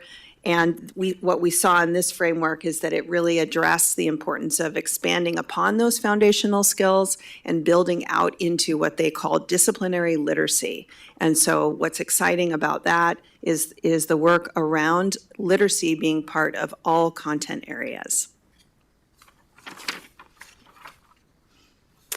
The guiding principles are there for your review. And what immediately stands out is the connection to our strategic plan that you will note in several of these guiding principles. So there's a really beautiful parallel to the work that we're doing in Beaverton and the framework itself. The literacy framework's primary audience is truly teachers working across disciplines in our middle and high schools. Again, back to that idea of disciplinary literacy, which describes strategies for teaching literacy across content areas. The framework is truly a guide for language arts teachers, but also is something that content teachers can pick up and use very quickly. So we noticed in referencing this throughout our process that this is not just about language arts, it's about how are we engaging students in literacy that we see in all the content areas in our schools. So coming back to that piece around the key takeaways, that this was the most important framework for us that centered the work of our committee, and it really guided ultimately our recommendation that we're here to share with you tonight. And I'll pass to Veronica.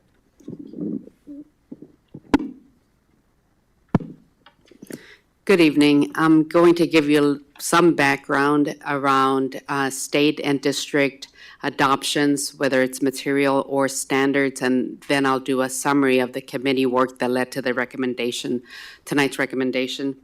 In 2013, the state adopted ELP standards. 2019, they adopted and updated language art standards, and in 2021, they updated and adopted language arts materials list. That's the approved list that they recommend. The last time Beaverton School District engaged in the language arts or English language proficiency adoption was in 16-17. This year, we took on the process for adopting language arts and English language proficiency materials for grades 6 through 12, with implementation of any new materials to be implemented in classrooms in the fall of 2025. One of the first things that we did as far as the process was to establish a committee in the spring of 2024. Our first meeting was September 2024, and we've had a meeting every month after that. The committee followed the BSD, Beaverton's instructional material selection process that outlines the steps throughout it. And it also ensures that we're in alignment with the district policy. In selecting the committee, the priority, like Robin stated, was that it was representative of the diversity across the district. This included like roles and a program, region, and levels, and you have all of those different areas on that slide, as well as a link to the committee roster. One of the first tasks, and very important task that the committee did, was to review teacher feedback and student feedback around our current instructional materials for language arts and English language development. And on top of that, the committee learned about high quality instructional materials. Oregon requires that public school districts, to select and adopt high-quality research-based materials for instruction. The committee also studied and reviewed the instructional materials evaluation tool. This is a rubric that the state uses to evaluate any publisher or program or curriculum that's submitted, and then that's how they come up with their recommended list that they post on their website. Along with this, the IMET rubric or criteria, as Robin noted, the committee also really learned about the Oregon and used the Oregon Adolescent Literacy Framework, as well as the district priorities and the strategic plan to review that recommended list by the state. And then the committee narrowed down, using all of this, they narrowed down to 4 publishers they invited for in-person presentations. One of the things that the committee was able to create based on all this information, all this research, was a rubric that they use for grade 6 to evaluate the 6-12 programs or publishers that we invited for in-person presentation, and that was Carnegie, McGraw-Hill, HMH, and Savas. And Rebecca is going to talk about what came of those presentations. Thank you, Veronica. So based on those rubric rankings, we had the 4 publishers, and from those 4, we narrowed it down to 2. Those 2 were McGraw-Hill StudySync and Savas My Perspectives. With those 2, we decided to move forward with a pilot. So the pilot program was open up to classroom teachers, dual language, ELD teachers to be part of both of those pilots. Out of that, 32 staff were selected with 12 of our schools represented, 6 through 12. We did 3 weeks of each pilot with 1 day of training with each of the publishers beforehand. So the McGraw-Hill pilot ran in February and Savas was late February and into March. For both of those, if the teacher piloted one, we asked them to pilot the other so that the students and the teachers would be able to kind of compare the different curriculums and what they were piloting. From that, we collected evaluations from the pilot teachers and students after each of the pilots. You'll see a summary of all of that pilot information there that you can click on that was in the board notes, where you can see for each one, both the teacher's pilot evaluation and the student pilot evaluations. In addition, we asked input for BSD community members. We had the materials out, and in addition, we also had the virtual materials out so that teachers could go and look. One thing, as Dr. Cordy mentioned earlier, is that we also solicited feedback specifically from our AVID students across our 6 comprehensive high schools and middle school areas in order to get a better representation of student voice. So we wanted to make sure that we had that loud and clear, thinking about our equity lens, because we really deeply valued that input from all of our students, our pilot teachers, and our pilot students. So it is our honor to represent here and taking all of that data to the ELP committee to discuss all of that data, to kind of sort through it, to see all the feedback, to read all the comments from students, and really thinking about the very high expectations that we at BSD hold for our students, including all of those BSD priorities and the IMET from ODE. We also realized as we were reviewing these curriculum that there's no exact perfect curriculum out there, and that anything that we adopt, we are going to have to kind of think about how to make it fit for all of our students at BSD, knowing that we always want the best for them. So as a result, the LA ELP committee decided to recommend SAVAS My Perspectives as a new language arts curriculum for BSD.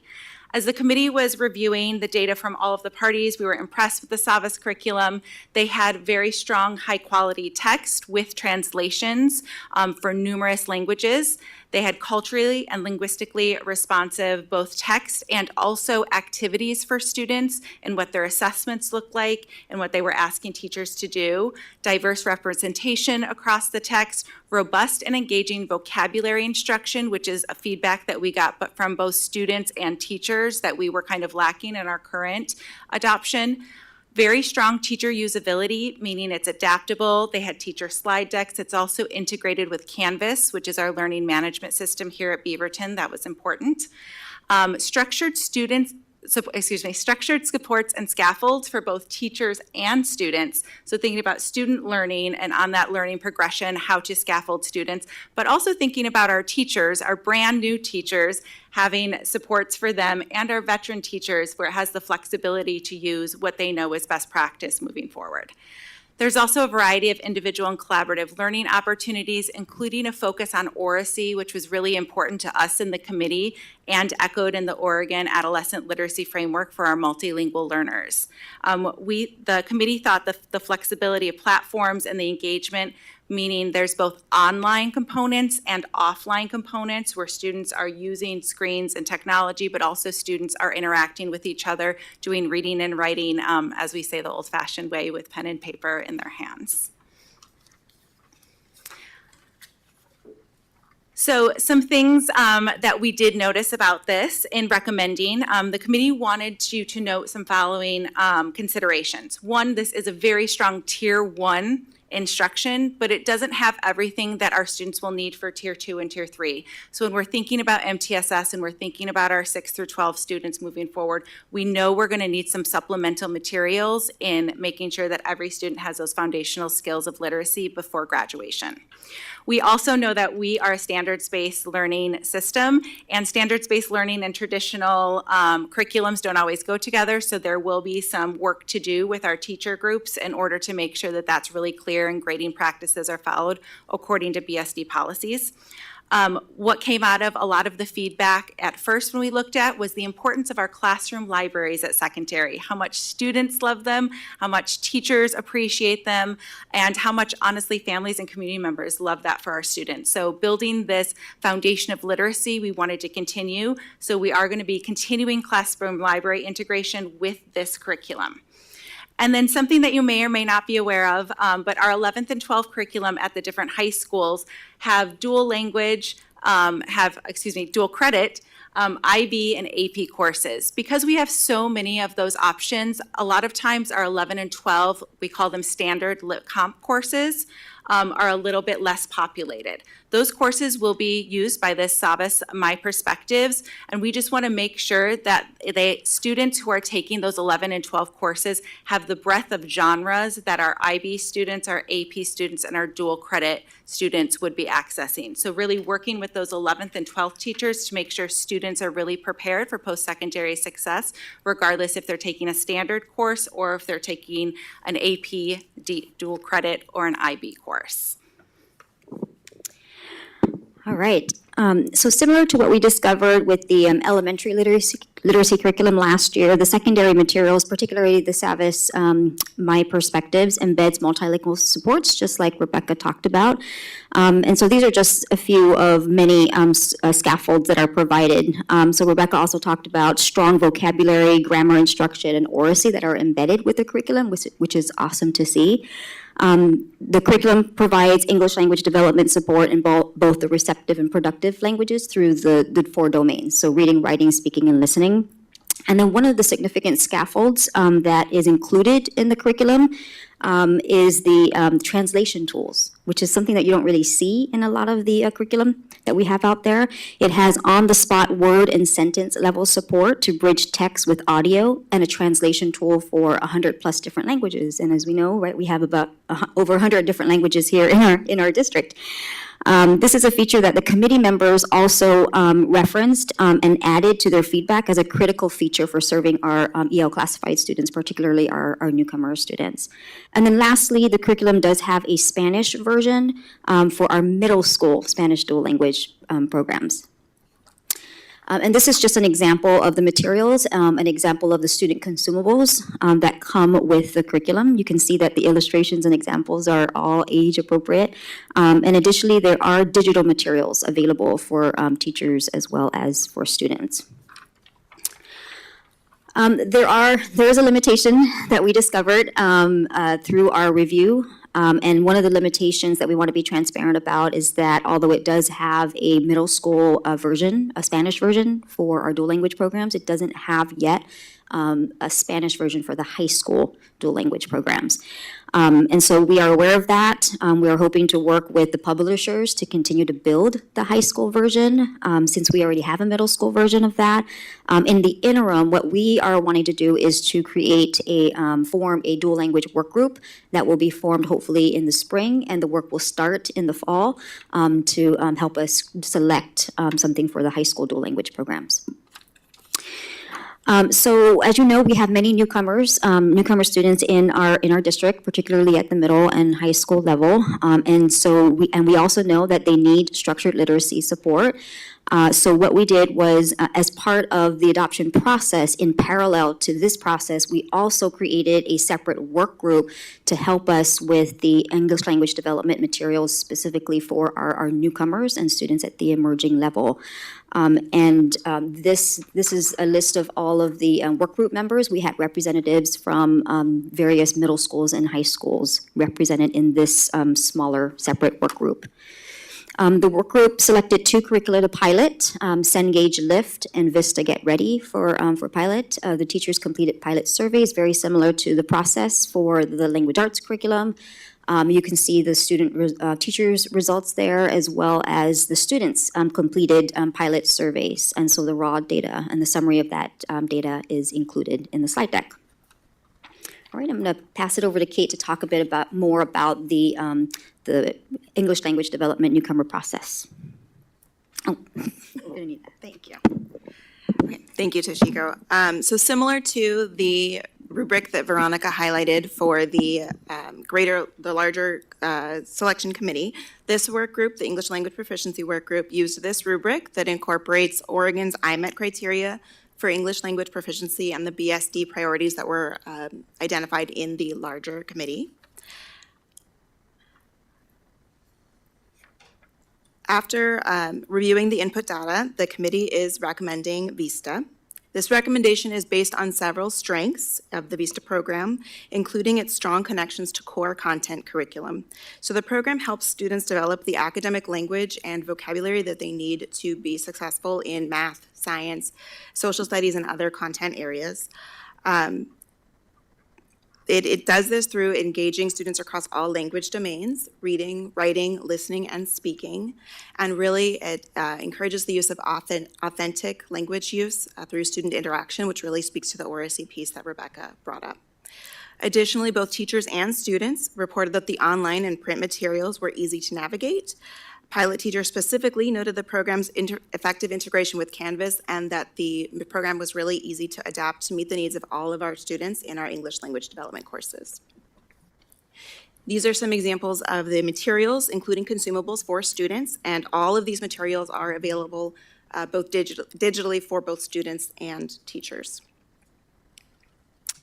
While the VISTA curriculum does integrate some phonics lessons, it lacks an in-depth focus on foundational literacy skills that many of our newcomer students need to develop proficiency in reading and writing. Additionally, the program lacks opportunities for students to receive systematic feedback on their speaking progress. So to address these gaps, we are currently piloting 2 programs in focused English language development courses. The first is Flashlight 360, which is a progress monitoring tool for speaking and writing. So students can build an electronic portfolio of their speaking and writing capabilities and consistently receive constructive feedback to accelerate language development. And then the second program is Language 4th Edition, which is an intensive literacy intervention program designed to build foundational literacy skills starting at the pre-primer level. This program features components that are specifically designed for our learners who are classified as English learners. And the pilot evaluations for these programs will go out to teachers the week of April 21st.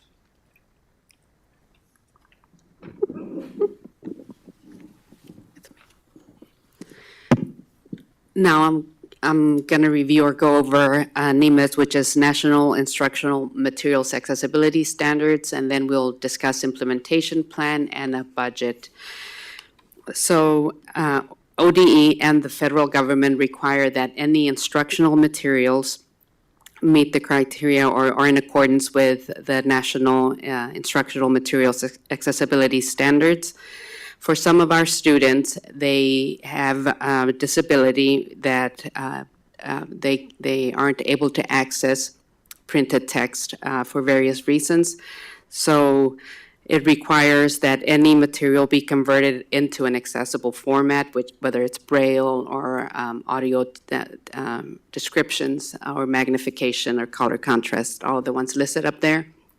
SAVIS and VISTA both are in accordance with the National Instructional Material Accessibility Standards, and they offer all of those accommodations.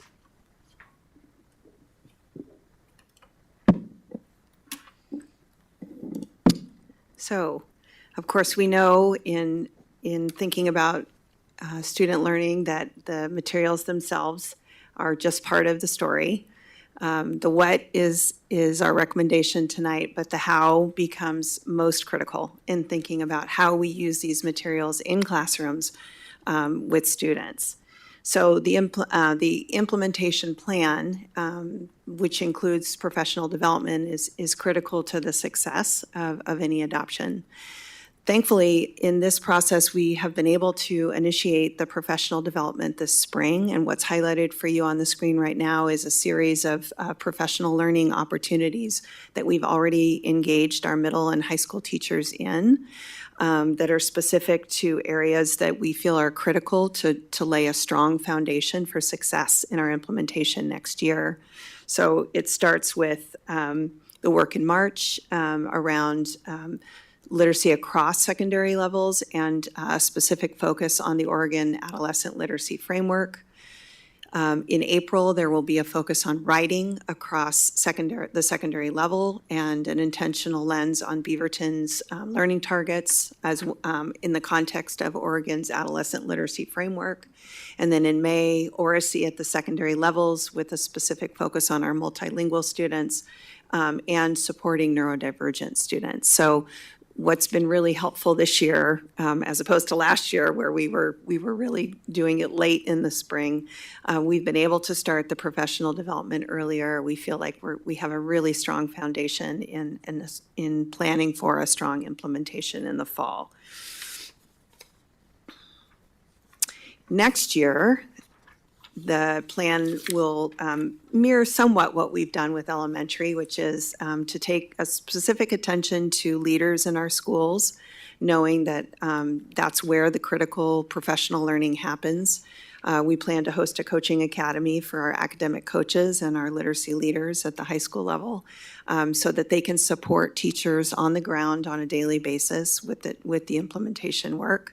We will, similar to our K-5, do grade level cohorts so that we can co-construct curriculum maps and build those through the year.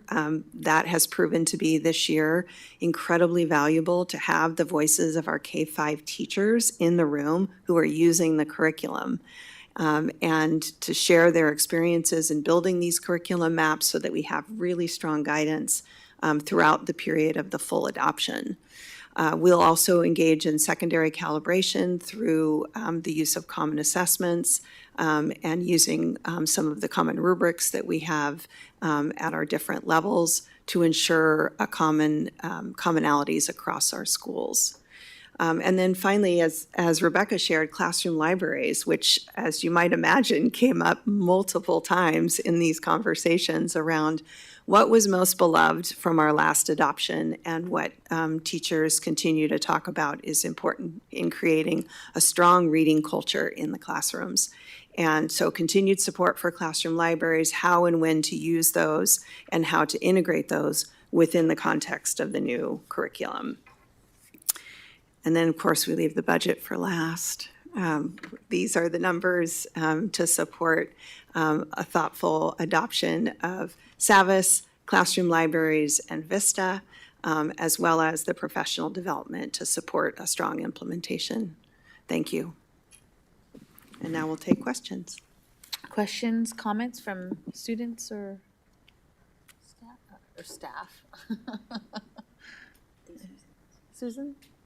Just going to say thank you for all the hard work. I know there's a lot of hours that put into this, not just from you, but from staff and parents and community members. And it's very impressive work. It's a lot of work. For me, I am going to give the feedback of this is a lot of information at one time to comprehend as we adopt a curriculum that's a pretty big, robust curriculum, and I wish there was some way, this is just me, as I'm ending my school board career, saying I wish there was some way of breaking it down more, because here you are, you're sitting here, this is a long prompt, we're at 9:15, 9:30, we've been here a long time, and you're tired, we're tired, and I wish there was another way we could be doing this presentation for curriculum, because it's so important.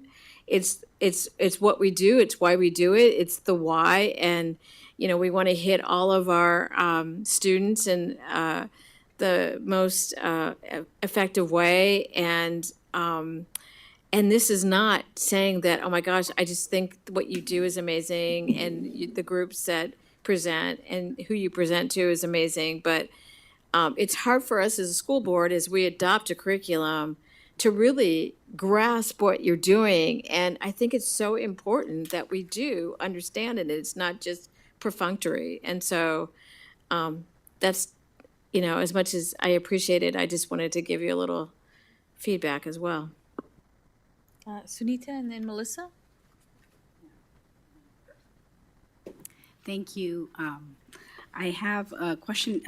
There was a slide which said that the curriculum is available both in digital and in a book format. How is BSD going to be using that curriculum for the students?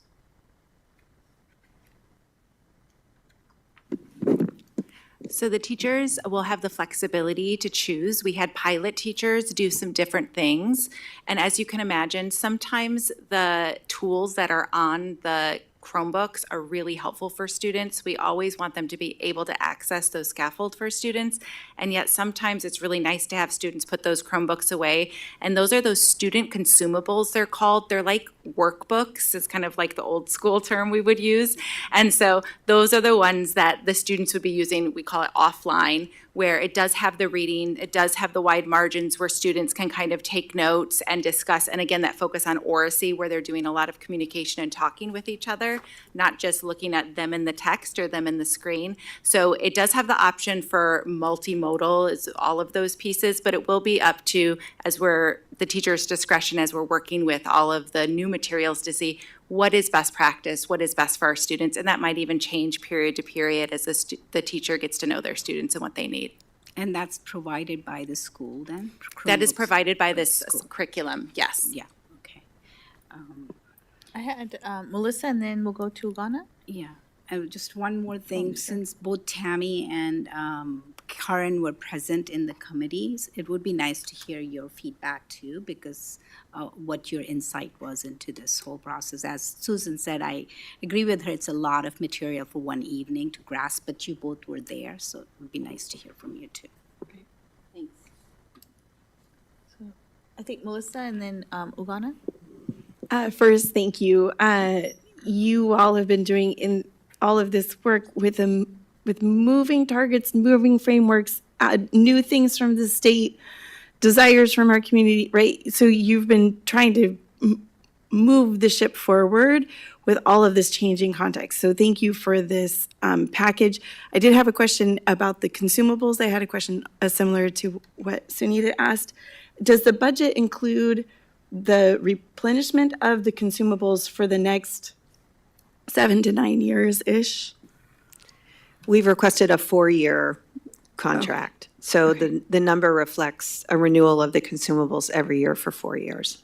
Okay, perfect. Because 2017 was the last time we adopted new materials. So I appreciate what Susan was saying too, is that this is our one chance for the next group of folks who will be graduating from our secondary programs, right? So we take this responsibility so seriously, and we appreciate all of the work that you've put into it. So thank you so much.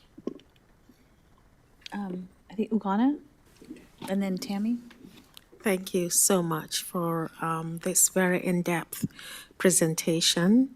The question that I have is, how did you determine what material and curriculum to use? Because you said you chose Savas and Vista. How did you come down to that decision? So we used the Oregon Department of Education has something called an instructional materials evaluation tool that we use, that we're required to use. And we started with that, and then we added Beaverton School District local priorities that the committee generated based on the district strategic plan and also on that adolescent literacy framework. So those pieces combined, we use that to scan all the materials that were on the state list. So the state, the Oregon Department of Education generates a list that they approve first. And there were about nine programs that were on the state approved list. So when we started with the 9, and then we narrowed it down using that evaluation tool to 4. And then we had those 4 publishers come and do a presentation for a full day to our committee. So each publisher had a chance to present for 2 hours and to take questions from committee members. And then after listening to all 4 publishers, we narrowed it to 2, and those were the 2 that we piloted. And that was McGraw-Hill and Savas. So it was narrowing down from the 9 to the 4 to the 2. And then for Vista, just wanted to share, we followed a similar process. We have an IMET tool, a rubric that we use. We married that with the guidelines or the considerations from the team, from the committee. And then our list The state-approved list for ELD materials was a lot smaller, but we did consider all programs that were on the state-approved list for 612, specifically for English language development. Tammy? Just wanted to respond to Sunita. We didn't sit on the curriculum adoption committee. Chair Perez and I are on a committee that it's a little bit like a sounding board. I don't know if, Veronica, you want to weigh in on the direction we're headed. It feels a little bit like we are listening to how the process is going, both the current one and future ones.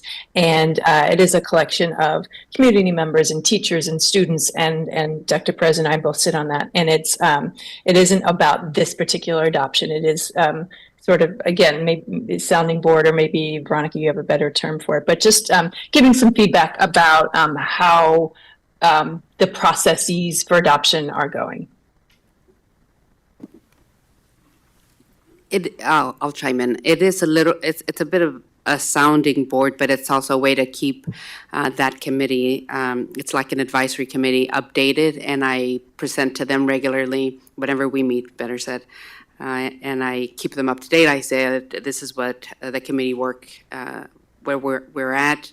I present to them sometimes even before I'm going to share with the committee just some of the materials or some of the agenda items or action items from the meetings we've had with the committee. So they've been keeping up with the work, and they give feedback or they give suggestions. There's parents on there, and they also give suggestions, and I bring it back to the committee. I don't know if that helps. Sunita? I don't know if it's, if you can answer this, but when you guys were looking into this curriculum, did you use it with, like, we have a star screener and Lexia now. So Lexia gives the work lessons for the areas of growth. Does that work well with this curriculum? Did you guys look into that, or? Yeah, so when we think of like that MTSS system, this curriculum is that Tier 1 classroom instruction that does have some Tier 2 supports in the scaffolds, but Lexia is a very specific Tier 2, Tier 3 literacy intervention. And so they are not going to necessarily correlate, as in what I'm reading in my classroom is going to be the same thing that I might be working on in Lexia, because Lexia is going to, or the STAR screener is going to identify very specific pieces that students need to work on for foundational literacy. And our Tier 1 curriculum is going to really focus on high school or middle school standard level curriculum, because that's what we want all of our students to be doing in our classroom instruction, while the foundational might be doing lower or different scaffolds for those students who need kind of those foundational pieces. And we are going to be exploring other pieces or other things like Lexia that could support students in that type of learning. That's what, did you want to say something? Justice? I just want to say thank you for the work on this. I think it's important, especially in a time where the construct of accountability is being said willy-nilly all over the place, in all kinds of rooms, from federal to our state level.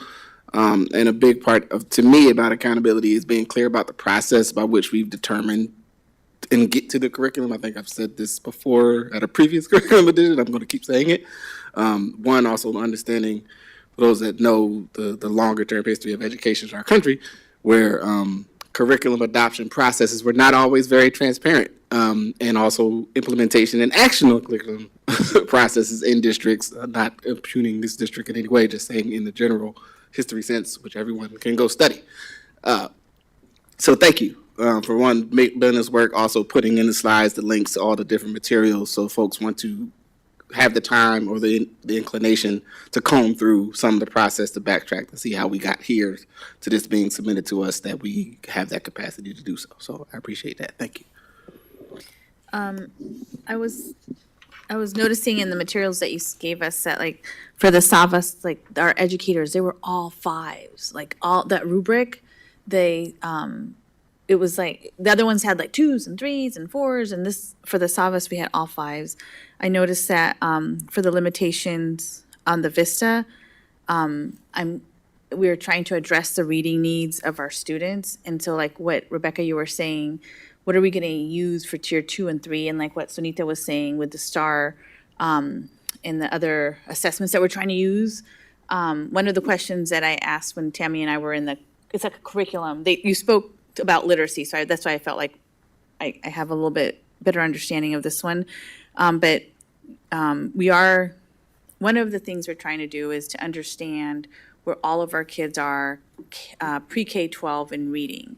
We know that only 50% of our kids are reading at grade level at 3. We know that only 20% of our Hispanic Latino students are reading at reading level at grade 3 from our website that we're showing, connecting to our strategic plan. So one of the things that, Rebecca, you answered for me that I kept thinking, like, where is it that this intensive reading is actually going to happen?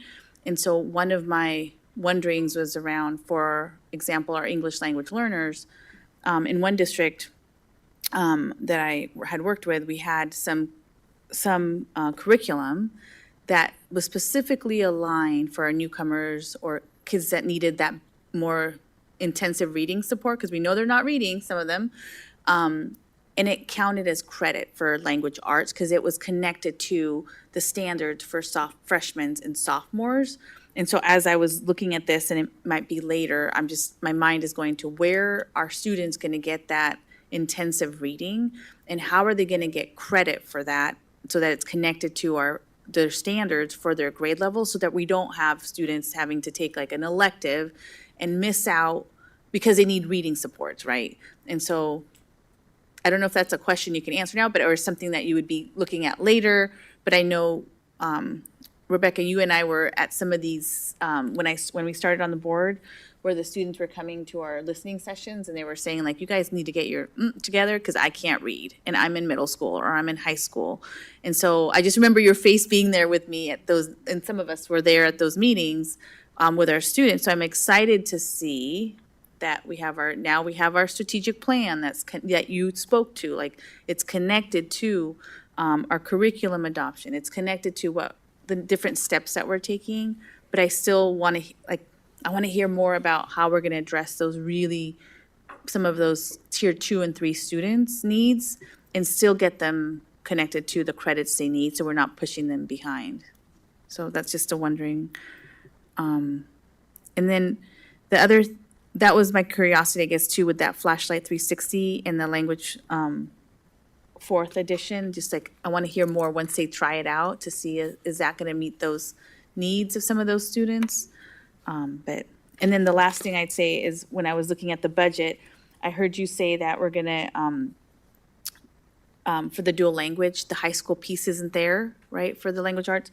So we're going to be adopting those materials later and bring a team together. But I don't see that in the budget. So like, I'm wondering about if we're leaving money for that in the budget so that we make sure that we can pay for the materials and pay for whether it's the translation that needs to happen or that we have the money to pay for that team to come together. But I would love to see that included in the budget so that we know what we're saving, because we don't know what's happening in the next couple of years. And I don't want us to get to the end, like when we did the adoption for the different languages, and we didn't quite have enough for Japanese or something, or we didn't have enough for this other one. So want to be mindful of the budget and that we're including those pieces now so that we can plan ahead. So thank you for your time. Any other questions, students, or? Okay. Thank you so much for your time, and let me see what we have next. Yeah, let's take a 5-minute break. It's 9:27. Are we done? Okay. Oh yeah, we just have the policies. You want to stand up while we do the policies? You can stand up. Everybody stretch. Okay. They don't want you to be that person either. They're like, let's keep going, people.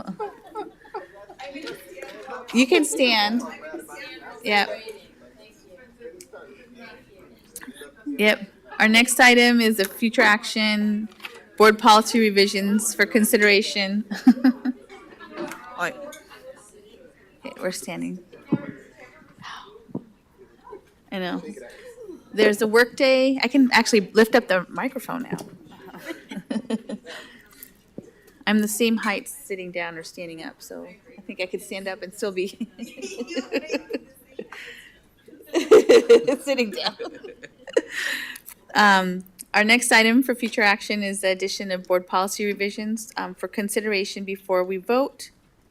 Am I on? Before we vote? Oh, before we vote, we're going to have this at a future meeting.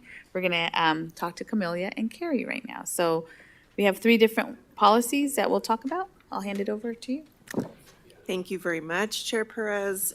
We do have 3 policies for you this evening. I'm going to go over the first 2, and then Carrie is going to talk about the cell phone policy. Can you put your microphone just a little closer?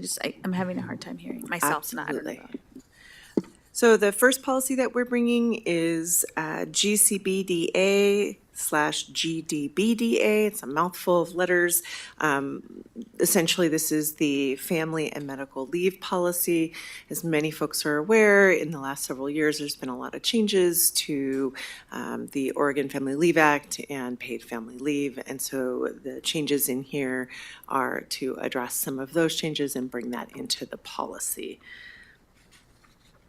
Then we are also bringing forward a brand new policy, GCBDC /GDBDC, another mouthful of letters.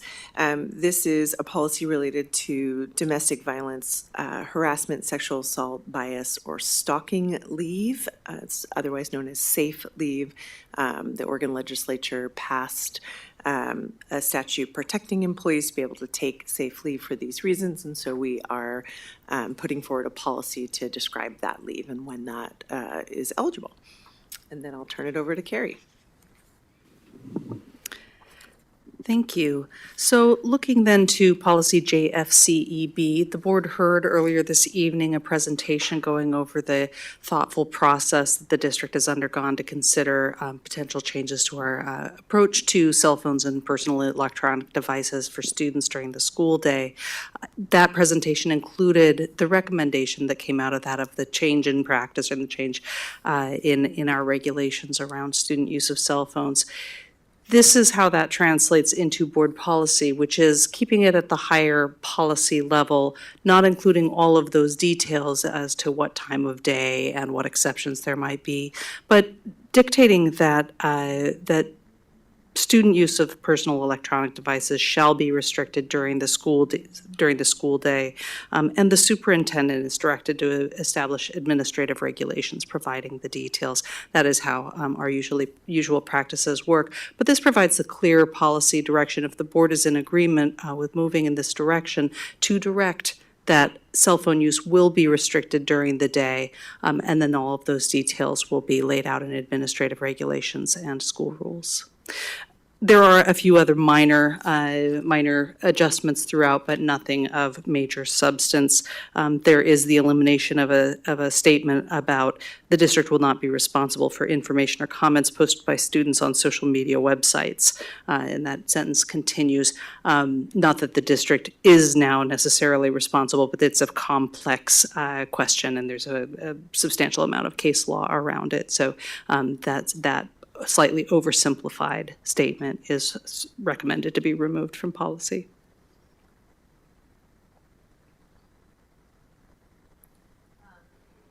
Turn on the microphone. Susan?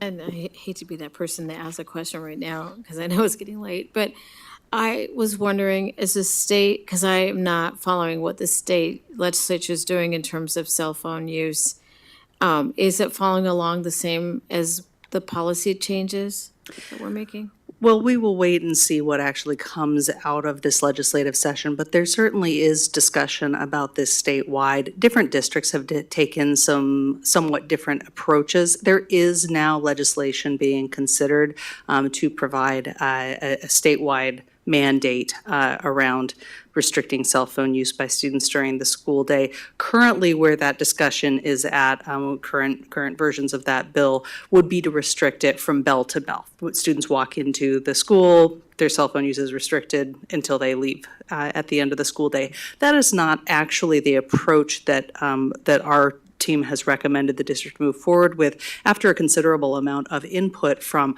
our staff, from our students and families, including our school administrators. The district is planning to move forward, is seeking to move forward with slightly lessened restrictions for high school students as well as option schools where we have high school age students, to allow device use during passing periods and lunches. It is possible that there will be legislation that is passed that is in contradiction to that, and we would then need to pivot to that, and we would follow the state law, whatever it is. However, as board policy provides that high-level direction of it shall be restricted, the details will be developed in administrative regulations. We are able to make that adjustment as need be if there is a legislative requirement that's going to be going into effect. In the absence of that, the direction that the district is going is to allow that limited use during selected times of day by those older students. Tammy? I appreciated hearing the success of the policy that we're essentially going to codify this academic year. And I still feel like I need a little bit more information. It looked like folks were taking notes during the presentation earlier. I would like to go ahead and take a look at the data from the Tumwater experience, as well as better understand the emergency policy around, you know, worst case scenarios. What does that look like? How are how are families and parents going to feel comfortable in emergency situations with our policy? So if those two things, I'm going to look into the data that is apparently available. Thank you, Shelley, for letting us know about that. And looking forward to hearing a little bit more about the emergency plan ahead of approving this policy. Do you students have any questions about the policy as it is written right now, or comments? Yeah. Okay. Any thoughts? Okay, well, I think we'll come back to this next meeting, and if people have questions, if you want to maybe send them to Sarah, and then we can, or students, if you have questions about the policy, maybe send them to Sarah too, so that way we have them and can try to get some answers for people before the next one too, before the next meeting, or at the next meeting, if that's what's best. So thank you for this. Now we have, yeah, sorry, I'm like, my brain's starting to go. Our next item is the school board calendar for 25-26. So I think Carrie is up for this one too. We are. So coming into the spring, annually, the school board lays out the calendar for the coming year. The district then plans many other things around that and allows school board members and community members to plan ahead for when board meetings will fall. We have this year been holding board meetings primarily on the second Tuesday of each month. The board holds a single regular business meeting each month and then additional work sessions and executive sessions as needed. This proposed calendar continues that pattern, with the regular board business meeting generally falling on the second Tuesday of the month. There is an exception or two where there's a conflict, working to avoid religious and cultural holidays, et cetera. And the draft calendar that is laid out in the board packet does avoid those established and identified major holidays that the district is committed to avoiding important events on. Additionally, the board regularly meets prior to the board business meeting at 5:45 for a work session, executive session, or in some cases, budget committee meeting. And those are also laid out in that. The board would consider this for approval at your next meeting if those dates look like a good timeline. It is subject to additions as well as to changes if there are needs that come up during the year. I just want to note that Susan Greenberg was smiling as we talked about next year. I just saw a little smirk on her face, just noting that. Were there other meetings that we had already put on the calendar last time, like that we had at the second section, that just in case we needed them? What you see in the second section here, we have additional board sessions laid out for the retreat. The board retreats in the late summer and the mid-year for the board to come together for several hours and work on board development and other topics, and 2 times held for the budget committee. As you will hear from Associate Superintendent Mike Schofield, the proposed budget calendar this year, due to working to avoid a religious holiday and other conflicts, does not have those budget meetings on the same night as a board meeting. It's offset. So there will be a budget committee meeting on May 5th, a regular board business meeting on May 12th, and then a budget committee meeting again on May 19th. So that provides some built-in additional time. We're not using up the work session time with a budget committee meeting, so it provides that additional known need for a work session time is built in ahead of those May, April board meetings. I just remember, maybe that's why it was. I remember like at the last time, we had a couple other, like just in case meetings. If we needed an extra work session on something, we already had some on the calendar. And I thought that was helpful, at least when you were planning long-term for work and stuff, to just block those out in case, because putting one in later is harder than having a couple just saved. But it looks like we'll be together almost a lot in May, so that's great. Any questions, comments? No. Okay, well, thank you. We'll see this next time. Now we'll look at our budget calendar. Mr. Schofield? Stop smiling, Susan. Just kidding. Keep smiling, keep smiling. That's right. Thank you. You I keep have your smiling. attention. That's fantastic. In the way too early version of the 26-27 budget calendar, right? You don't have 25-26 yet, and we're going to talk about 26-27. This is good for planning. A few changes as I walk you through this process. We have typically started and announced budget committee openings in August. We're recommending now we move that start to October. It seems like when we start in August, we don't get a lot of traction or attention. Folks are coming off of summer and getting kids started in school. And so what we're proposing is that we actually move that date into October when we announce those openings and announce those positions. We think maybe that might help us with getting some traction around that time, better than having that discussion in August. So that's the first change you'll see. We're also bringing the selection date to February 10th, which puts us a month before Budget 101, which is timely, right? So we'll have committee members in place in February so that they can attend Budget 101 in March. So we think that works.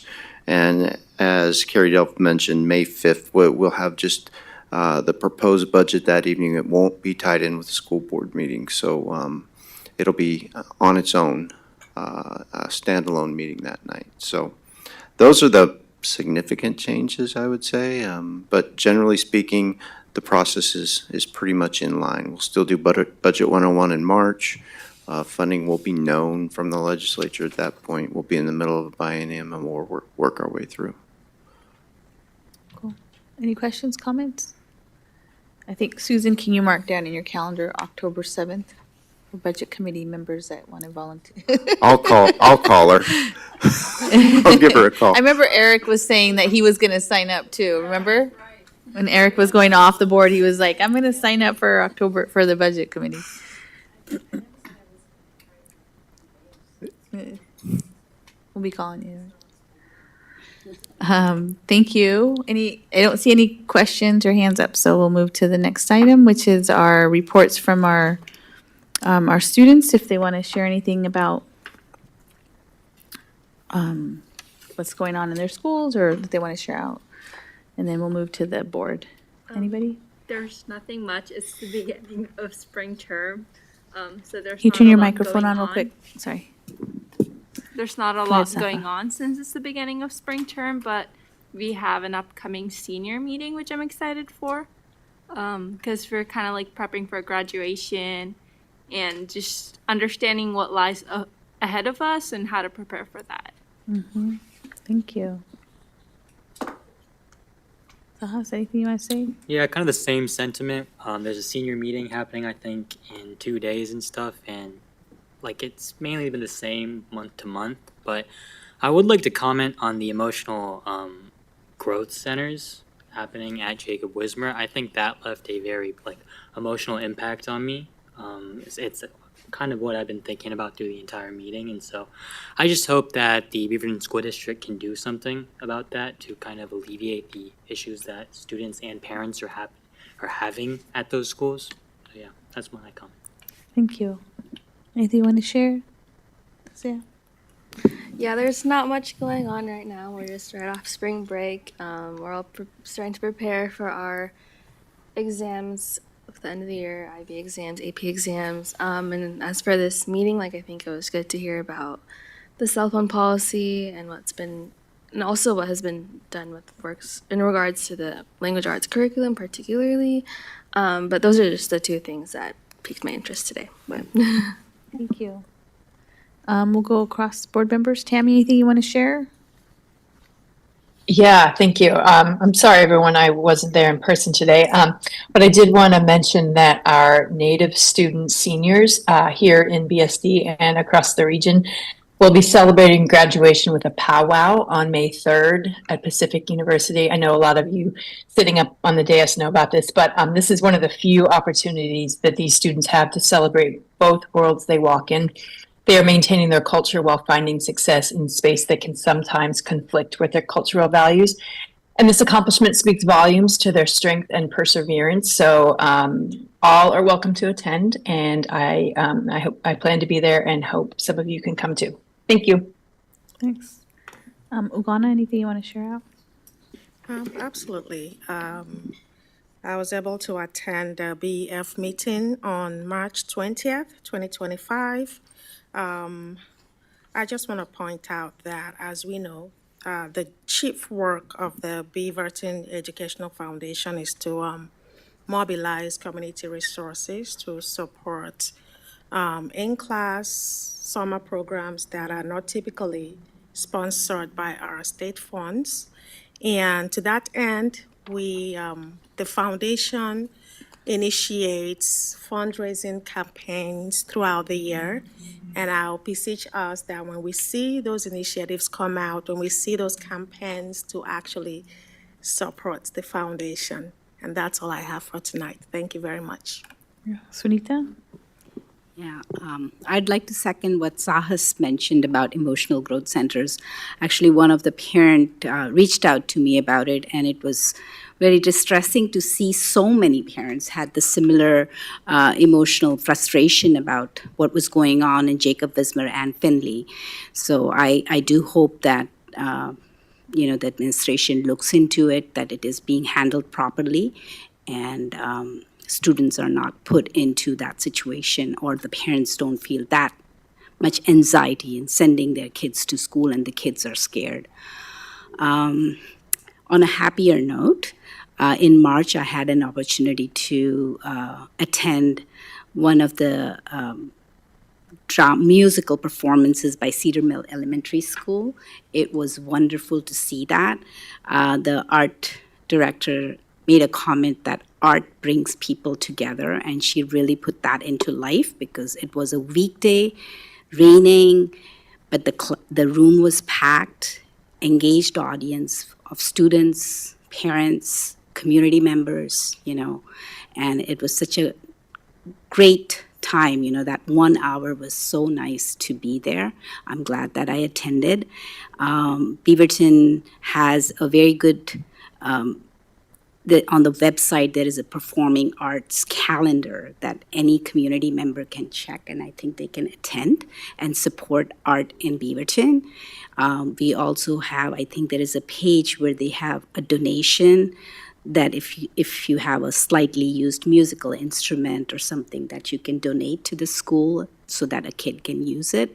Monetary donations are always welcome. So that's all I have to say. Thank you. Susan? I think we should. First of all, I appreciate the students today that came and they entertained us. The ukuleles today were so awesome, and that ties into how important the arts are in our schools, and I really appreciate the comments there. I am going to talk about something, and there's been so much politicizing of education, whether it's nationally or locally, and I'm really concerned that as we politicize education, we're losing sight of why we're doing the work that we're doing here on the school board. And I know our teachers are on the front lines of education and our students. We hear it every single day. We hear it from teachers one-on-one that come to us. We hear it from the students that are living and questioning their futures because of things that are happening at the federal government. And so I just want to make sure that we, as we center on our students, are centered on the education that they're getting and looking at it from the lens of through equity. I know that we all have the same thoughts.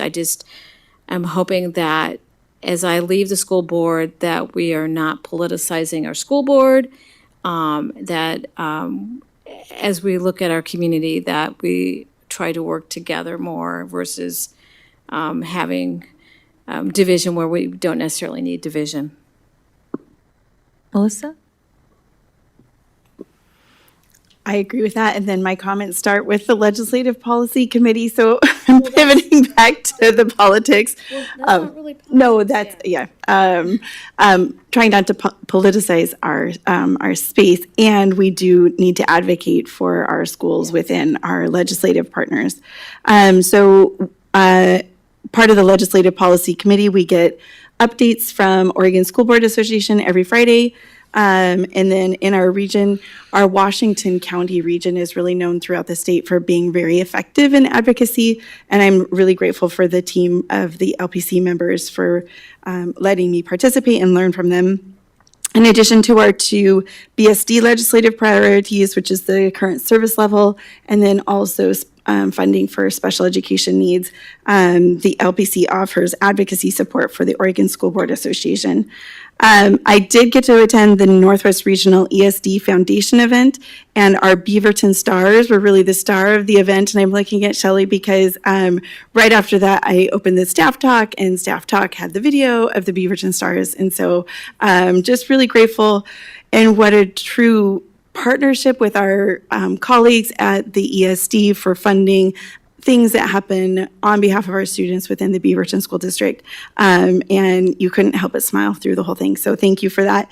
And then I just want to, at the beginning of this meeting, Dr. Balderas made a very small statement of we are making modest budget adjustments for next year. And we are very, very fortunate to be able to say modest, because many of the neighbors around us are not able to be able to say that statement. And we're lucky to be able to say that because school boards, administrators, teachers, everybody in previous years, we don't get to say that statement right now without 10 years, 15 years prior to us making really hard decisions and thoughtful decisions on behalf of our kids. So lots of gratitude to former board members who made decisions that are making our trajectory this spring much healthier. So thank you on behalf of all of us for hard work before us.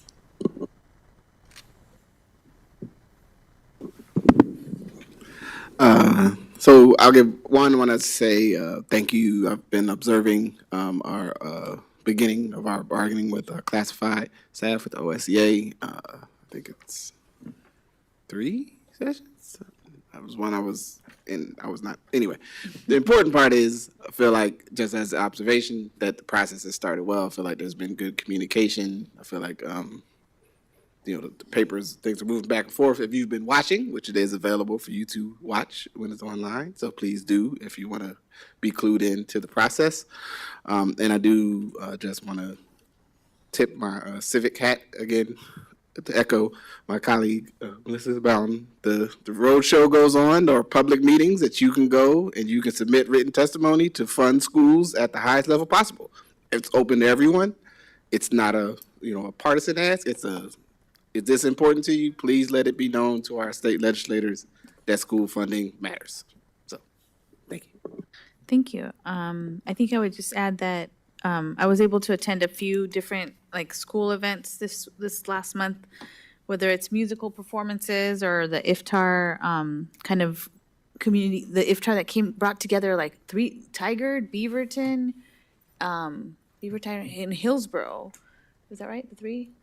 Yeah, so it was pretty cool to see, and there were multiple of those events in our community within our schools, and then also got to see The Right to Read, the film over at the Hollywood, and that brought home the importance of the work that we're doing around early literacy, and then got to participate in the Curriculum Adoption Committee, and that one was really looking at the process and then learning about the different, there's another requirement that's coming from the state around the finance course. And so I had input on that. And then I think that's about it. But, I'm excited about the summer school funding that might be coming from the legislative long session. And then also, like you said, getting out to talk to legislators to ensure that we get full funding for SPED, high cost disabilities, and also for just our funding for our schools. And we know that the attack on public education from the federal government is something that we're watching, but we continue to be steadfast supporting our students and our staff, continuing to do the good work that we're doing and continuing to see where there's gaps that we can improve on. So with that, I will close the April 8th board meeting at 9:55.